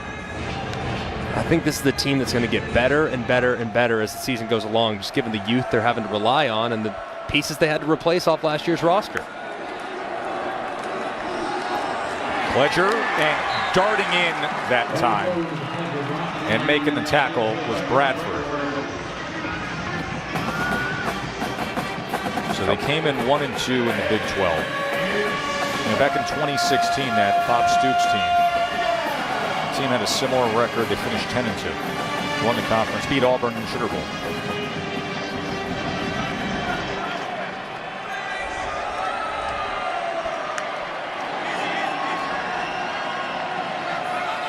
Third and 21. Where TCU's been without their starting corner, Noah Daniels, and he is not going to return to this game. Rattler, as he gets it to Rambo at the 15-yard line. And Burkich will trot back out there. By the TCU defense there. Obviously, this game with a touchdown would have been completely out of reach, but now a couple touchdowns and 2-point conversions, and then 3rd touchdown potentially. Their back's against the wall, but at least they have life, albeit just for the moment. 32-yard attempt from Burkich. And he splits the uprights, his 3rd made field goal of the day. 23-point lead for Oklahoma here in Fort Worth. Let's take a look at Major Christopher Wingate as we honor those who serve. Brought to you by Navy Federal Credit Union. Christopher Wingate walked onto this TCU football team in 1999 and worked his way up the depth chart. He finally became a starter and a 3-time letterman. He is currently assigned as a brigade executive officer for 1st Armored Division Combat Aviation Brigade at Fort Bliss, Texas. I can't get enough of this welcome home with his adorable wife and children. We appreciate all of our members who are serving, but how about that? Walked on, earned his job as a starter, and now serving our country. So many great stories about walk-ons to massive success stories from this sport. Williams met prior to the 20-yard line, and a flag comes in.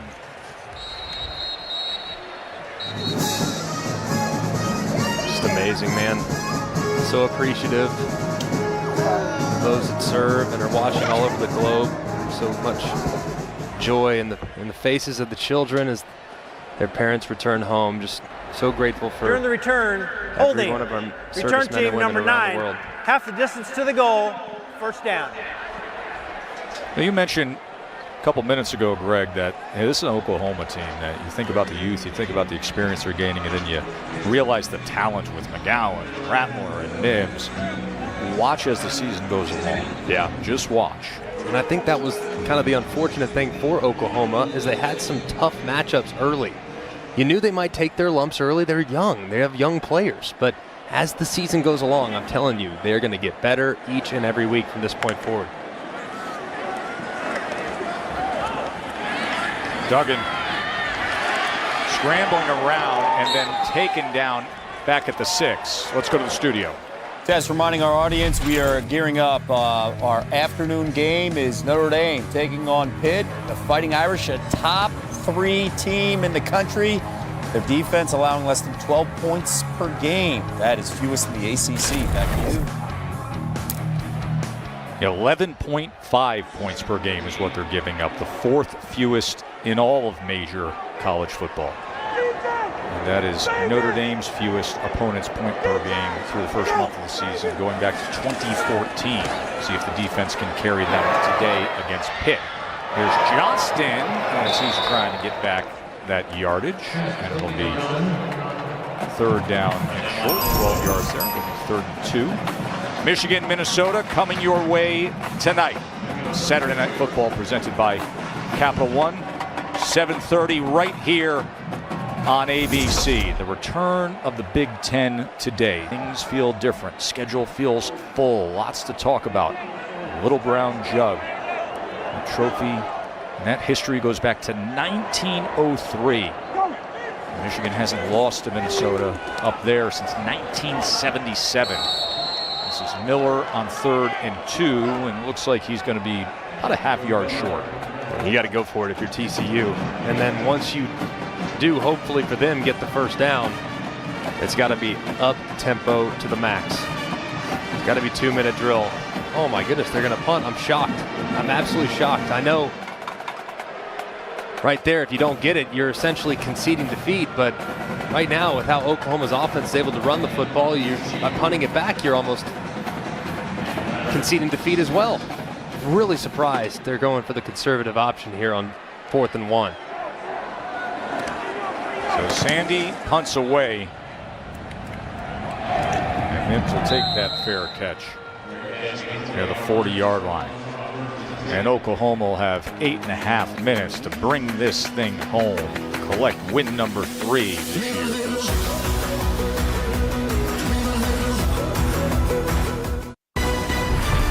College football on ABC is presented by PlayStation 5. Play has no limits. And in part by Pacific Life, more than 150 years strong. Trust in your tomorrow.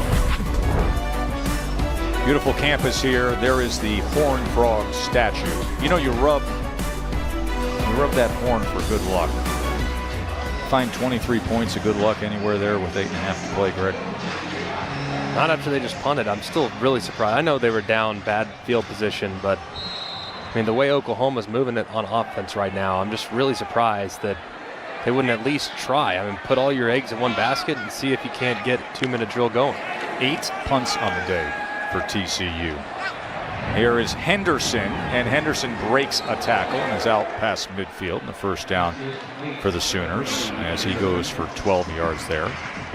Mikey Henderson, another good-looking true freshman offensive weapon. They have a bunch of them, that's for sure. And look, we all know that the quarterback spot at Oklahoma, that's really where it all goes. I mean, if your quarterback's going, he's dealing a hot hand, which you'd find very few exceptions of which he wasn't over the last 2 decades at Oklahoma. As Spencer Rattler continues to get comfortable, this team could become unstoppable offensively. Ledger goes ahead. Holly. Well, you talk about Oklahoma's recruiting, particularly at quarterback. They had something very unique and unusual happen this offseason. Caleb Williams is one of the top quarterback recruits in the nation, and he has committed to Oklahoma. He organized, because recruiting is all shut down on every campus. No visits are allowed because of COVID.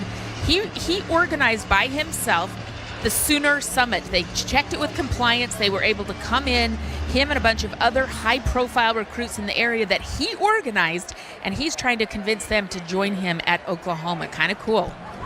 And it's really what's necessary in this day and age to have recruiting success, is to deputize some of your key recruits, for these guys to go out there and create waves and galvanize recruiting classes. Yeah, and the strongest recruiters you have, you can tell me about the coaches and all that. No, the players by far are your strongest recruiters. And the relationships that can be created and cultivated on official visits and unofficial visits, that's where the recruiting really takes place. And if you can get a strong personality in your recruiting class that can help galvanize that class and reach out to other guys. We are so connected in the world of college football now. It can go a long way to helping your class bring in some guys that maybe wouldn't consider it under different circumstances.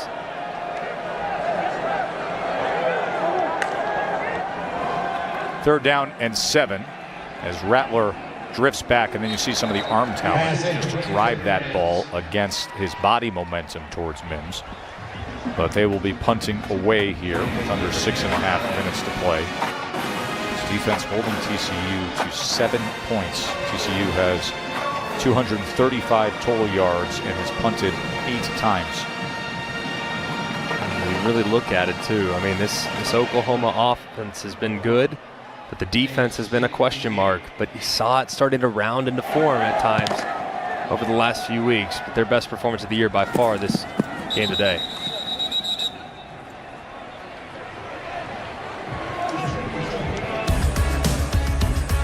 More coming from Fort Worth after this short break.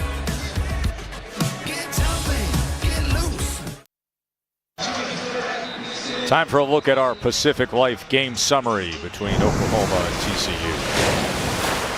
It's been quite the performance from Oklahoma, who has really done a great job controlling the line of scrimmage and creating opportunities to push the ball down the field. You look at Spencer Rattler, yeah, the completion percentage isn't going to wow you, but the yards per attempt is remarkable. Really downfield throws, challenging the defense constantly. Quickly to the outside to Barkley. Excuse me, to Johnston, Quentin Johnson. Big 6'4" freshman from Temple, Texas. If you're TCU here, you have to go absolute hyperspeed. Flag is down at the 37. So both teams had the bye week. OU after the Red River rivalry game against Texas. Ineligible receiver downfield, offense number 79. 5 yards from the previous spot, replay, first down. You know, Oklahoma's had a lot of success after the Red River game. They coast in here, and it'll be 21 of their last 22 that they've won in the game that follows the Red River rivalry.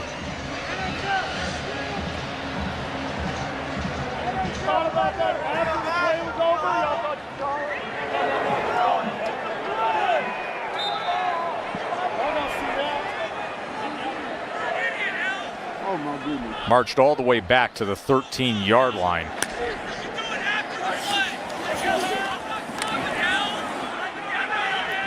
Duggan being chased, and then in stride, he is able to connect. And that is Zach Evans, 5-star true freshman running back. Great catch there by Evans. Dang good throw from Duggan. Running away, getting chased down. Throwing it accurately over the middle. Looking for Johnston downfield, and he's unable to connect. Saw that little pop-up, that Minnesota and Michigan coming your way tonight right here on ABC. Number 18 against number 21. Year 6 for Michigan under Jim Harbaugh. Over in 2015. They're 10-14. 10-14 is Michigan's record against ranked opponents since Harbaugh took over. But if you look at the opponents ranked between 11 and 25, the numbers are actually quite better. So Ohio State is a big part of that record. Is that what you're telling me? Very fair point. Look at you. That's a former finalist for a Rhodes Scholarship, folks. Greg McElroy. Holly?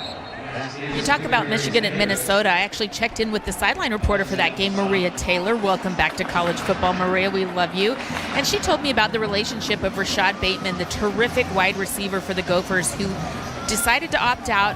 He actually did have COVID, and then he decided to come back to school. He is very close with P.J. Fleck, and they're expecting something special from him tonight. Well, last year he was extraordinary, Holly, as Evans takes the carry here. Last year, Bateman had 60 catches for over 1,200 yards receiving. And I think the other thing, too, is quarterback Tanner Morgan, probably one of the most underappreciated players in America. complete to the outside. That's Conwright, redshirt freshman who went to Coronado High School in Lubbock. He made the freshman All-American watch list this year, Blair Conwright. Yeah, another thing I'm really excited about, we mentioned it earlier, that Notre Dame Pitt game is fascinating to me. I mean, absolutely fascinating. It's coming up here in just a minute here on ABC. Notre Dame wants to run the ball. Pitt, one of the best in the country against the run. What gives? Duggan able to escape the pocket. This is what Duggan does very well. Look at the separation and then the toughness at the end.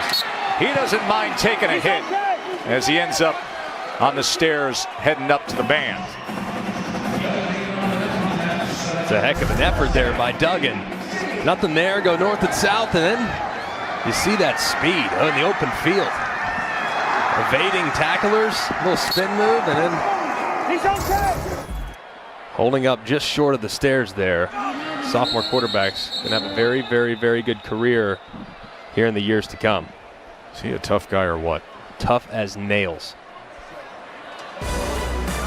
Just looking for something here at the end before we get you to Notre Dame and Pitt right here on ABC. Don't go anywhere. One of the Big 12's stars, and here is a star attraction if you're a Big 12 fan. It's Big 12 Now on ESPN+. Must have for Big 12 fans. Horned Frog Nation is every Thursday at noon Eastern, 11 Central. If you're a Big 12 fan, you got to have it. Sign up today. ESPNplus.com/Big 12 Now. Oklahoma on the road. They're closing in on win number 25 of their last 27 true road games. To the end zone, Duggan. Is that caught? Yes! Tremendous effort by Pro Wells. 6'4" frame, goes up and gets it.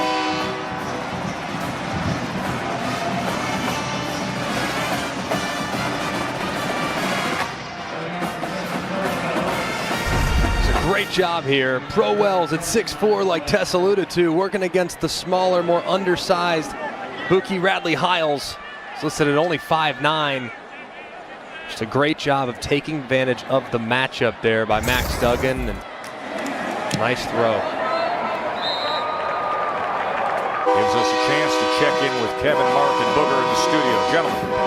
Tess, let's go to the SEC. Auburn down 28-27 to Ole Miss late in the fourth, trying to get in field goal range. Boog, the advice for Bo Nix. Just throw it to Seth Williams. The Ole Miss cornerback misplays the ball. Safety takes a bad angle, and one of the best receivers in the country says, "How do you do?" That is the difference. Get it to number 18. Auburn wins 35-28. And we are getting you ready less than 18 minutes away. Brian Kelly, Pat Narduzzi. Notre Dame taking on Pat Narduzzi. Notre Dame and Pitt coming your way after our game. Oklahoma and TCU. Number 3 Notre Dame trying to go to 5-0 against a well-coached Pitt team with a lot of defensive talent. 16-point game here. 3:42 to play.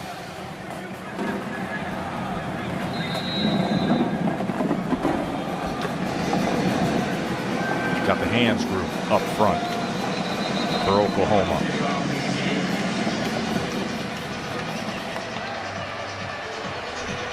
Now a timeout's going to be used.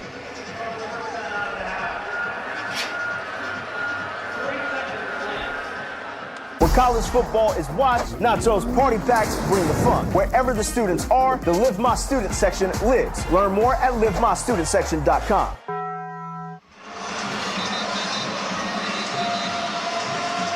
12,000 allowed in today to Amon G. Carter Stadium. Moments ago, they just saw their big tight end, split out receiver, Pro Wells, with the touchdown reception to make it a 16-point margin.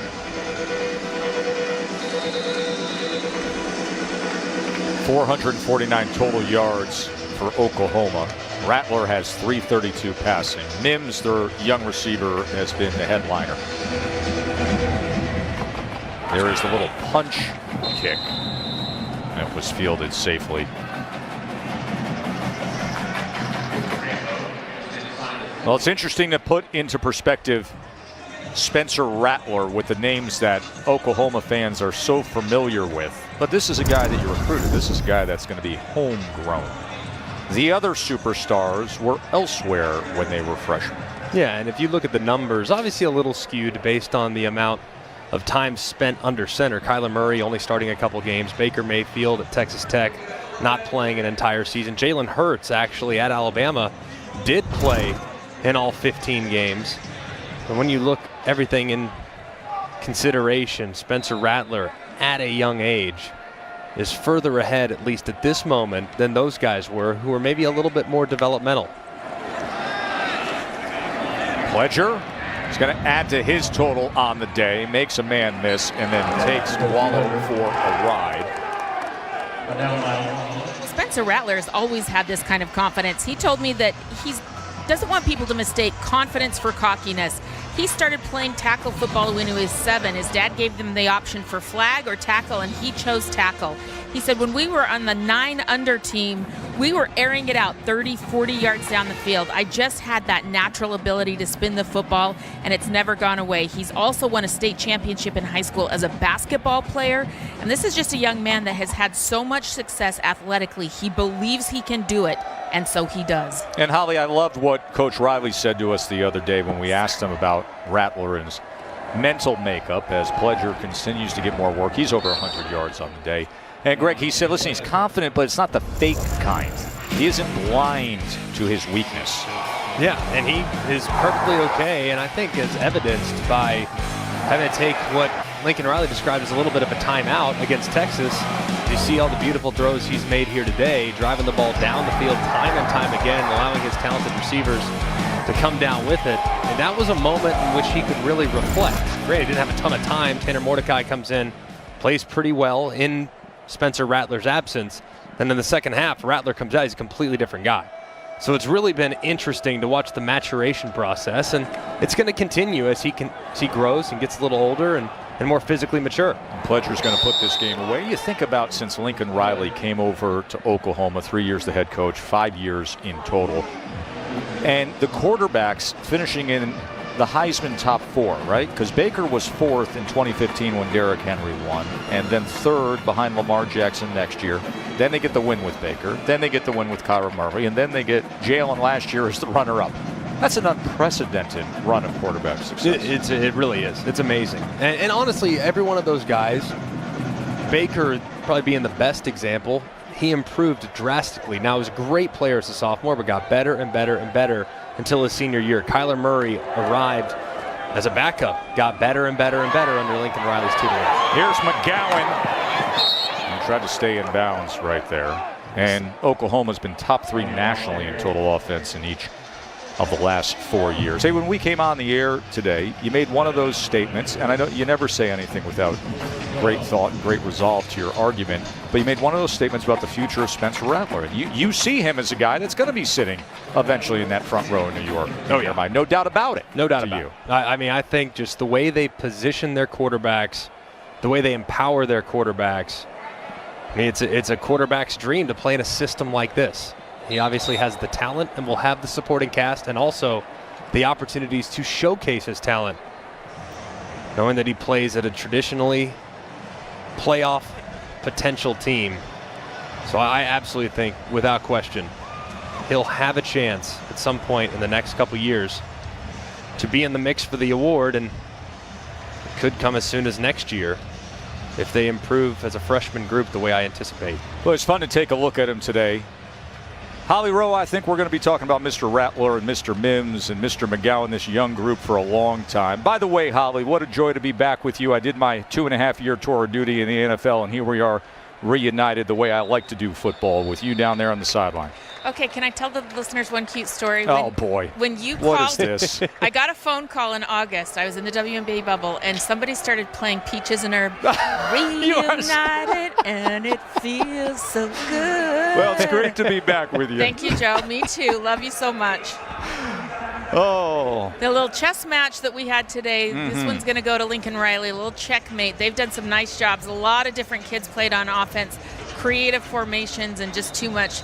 But in particular, I thought this offensive line really struggled for TCU. They got to get better up front. 30 points on the board, Greg, for the Oklahoma offense. They have scored at least 28 points in now 57 consecutive games. They've gone over 28 points. That is so far and away the longest such streak of high scoring. Next closest, UCF, a few years ago, was at 31.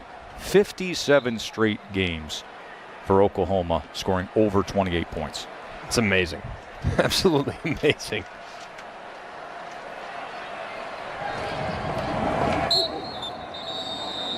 We'll close this thing out. Coming down here to Fort Worth, you know, an area where you get so much talent coming out of here, like this guy from Lone Star High School in Frisco, Texas, Marvin Mims, you just saw there, who had a huge day. Had 132 yards, receiving the 2 long touchdowns and the 61-yarder and the 50-yarder. These recruiting battles in the Big 12 when it comes to DFW, they are for real now.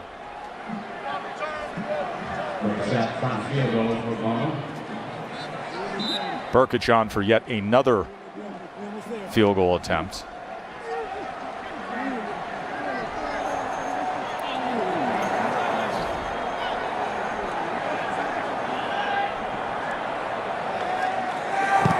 One of the most reliable place kickers in the country. Will add to that total for Oklahoma, 33-14. So there's Oklahoma. The sky was falling after the loss to K-State, and then again against Iowa State, and then you get the thriller against Texas. You see what Rattler is all about, 53-45.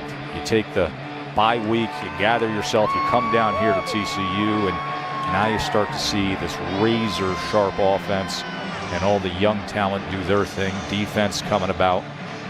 It's going to be interesting to see the role they play in the Big 12.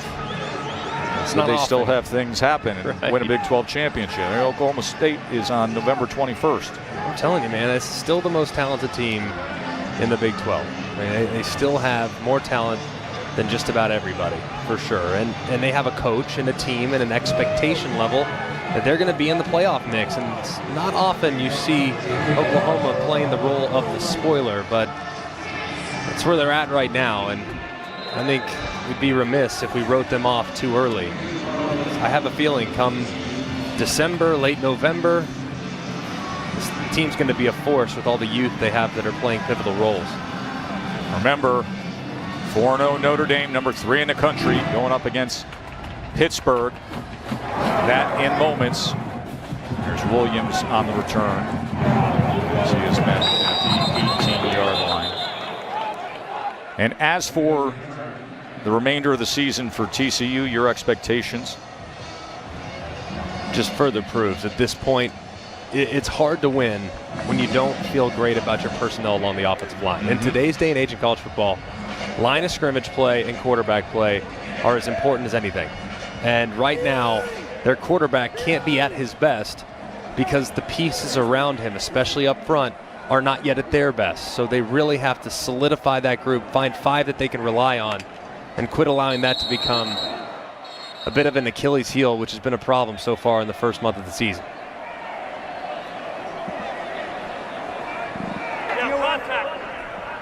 Offside. Defense, number 8 with contact, 5-yard penalty, still first down. Apparently, Perrion Winfrey is not ready to end this game.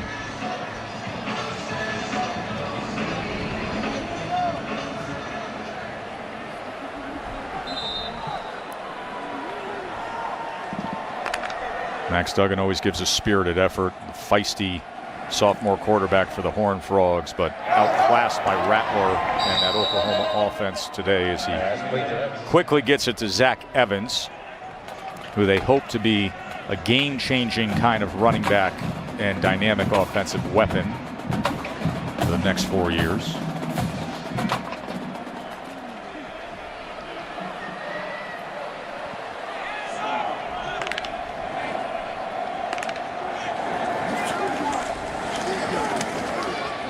Duggan, final seconds here. Evans again. Notre Dame and Pitt awaits. Give me one thing to look for, Notre Dame and Pitt, Greg. Can Notre Dame run the football? Pitt comes in, allowing about 60 yards a game on the run. Pat Narduzzi, I played against him. I know him forever. He runs quarters and he's stopping the run. That's what you know what you're getting with a Pat Narduzzi defense. Can Ian Book find some receivers in one-on-one situations outside to take advantage of what should be a defensive group that is fully committed to neutralizing that powerful Notre Dame rushing attack?